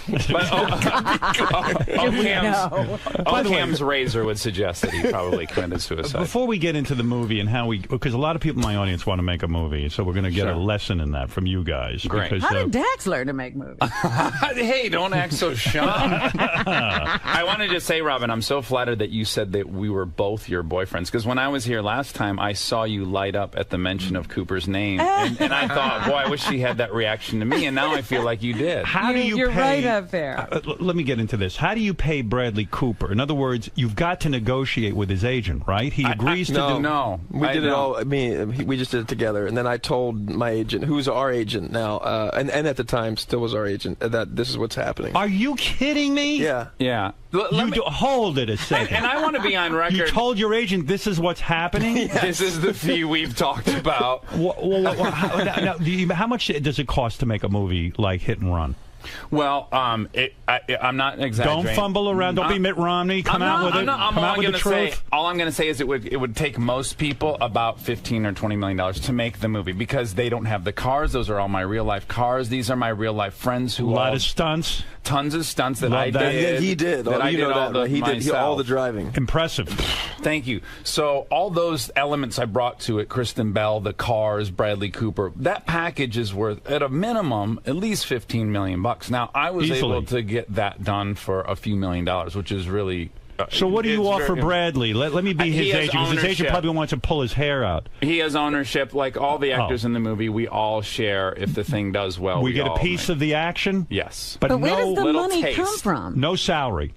From the movie-going audience, Robin. No, where does the money come to make? The initial. Yeah, to make the movie. movie. From an investor who says, Did okay, you go out and find this guy? Yes. Well, my partner, Nate Tuck, who's a genius, he, in 5 days, found this guy who put money in a bank account. I thought we were getting involved with the mob or something. And the guy called me and said, let me deposit this money. I said, this doesn't feel right. We've never even met. But isn't this a tremendous responsibility? Some guy puts up $15 million, whatever, a bunch of business guys, and all of a sudden they're depending on you to make them back their investment. I mean, I'd be scared. You saw me 2 days after we wrapped. I don't know if you remember, but when Kristen and I visited you, we had just finished like 24 hours before that. And if you remember, I thought you were bullshitting. I didn't know you really had a movie. I suspected that you did think that. A movie. I don't know what he's talking about. Everyone's talking about projects at dinner, and I had to make one up. And do you get Kristen? Do you get Kristen Bell is your fiance? Yes, my love. You will not marry her until gay marriage is legal. Yes, smart move. Right. Where? Everywhere? No, in California. Thank you for specifying that, Robin. On Mars, it's got to be legal. Very liberal on Why Mars. did you just say you don't want to get married? You know me. I would love to get married. No, you wouldn't. Yes, I would. Do you think he will? Would you think his relationship with Kristen Bell is going to last forever? I do. I don't. I mean, I don't know what forever I don't. means. Oh, you're Tell me so why. Tell me why. Well, let's hear this theory. Because he would marry her already. Not true. Not true. Not He's true. hesitating. He's such a family guy. Are you kidding me? Have you been to his house? He's such a family guy, but he won't marry his girlfriend. Well, because they have this stipulation. Bullshit. Listen to me. I had that stipulation too, but I got married. No, Stern, listen to me. If we were around in the 60s and half my friends were black, I wouldn't have my fucking birthday party at the front of the bus. I don't know that what you're would talking be rude. about. I wouldn't have a party that my friends can't enjoy. I'm not I going to admire invite that too. half my gay friends to join me in celebrating a right that they don't have. That's just not. That's not the right way to throw a party. I think you ought to marry her already. I don't care. Okay. I do. Maybe I'll do it on the secret. Bradley will never get married. Let's face it. This guy, first of all, the last time Bradley Cooper was in my studio, we talked about my marriage. No, you were dating Renee Zellweger. I've been married. You were dating Renee Zellweger. 2 days later, after I point blank asked you, He obviously wasn't dating her. He wouldn't tell us. I said to him, how's Thank it going? you for remembering, Robin. I said to him, he's saying all these things. He said, I'm never going to get married. I've been married. We talked about it for 20 minutes. And then he said I was dating Renee Zellweger, which we never talked about. You would never do a Friends movie for free. No. Well, that's why we're here, Howard. You were dating It's Renee. like my mother. My mother only talks when she points. That's right. I'm pointing at you now because I'm calling you out. You lied to me. That is not true. No, you did. No, hold on a second. I did not lie to you. Yes, you did. Tell me how that happened. I'll tell you how. Okay. I said to you, hey, Bradley, you're going out with Renee Zellweger. That sounds pretty interesting. What's up with that? How's that going? And you said, look, you you gave the actor thing. I'm not there. I don't want to talk about it. But he does my you voice do a perfect. great That was amazing. Next time I'm going to have no to one's ask ever you to done be me in the like movie. that. That's but amazing. you indicated that everything Rich was Little over here. But you indicated that everything was fine in the relationship. No, I didn't. No, You what did. I said was, I mean, you guys have the tape, but I think that I don't talk. I will tell you anything I'll tell you about losing my virginity, my marriage, because that's. But I don't talk about. He even stuff told like you that. what he made on The Hangover, which was In a second. Yeah, that was. I thought that was. I don't even remember what you made on that. You didn't even remember that I was married. I didn't even. You know what? I don't remember You don't know anything. who the fuck I am. You're revealing all this shit, and I'm like, hey, who is this guy? But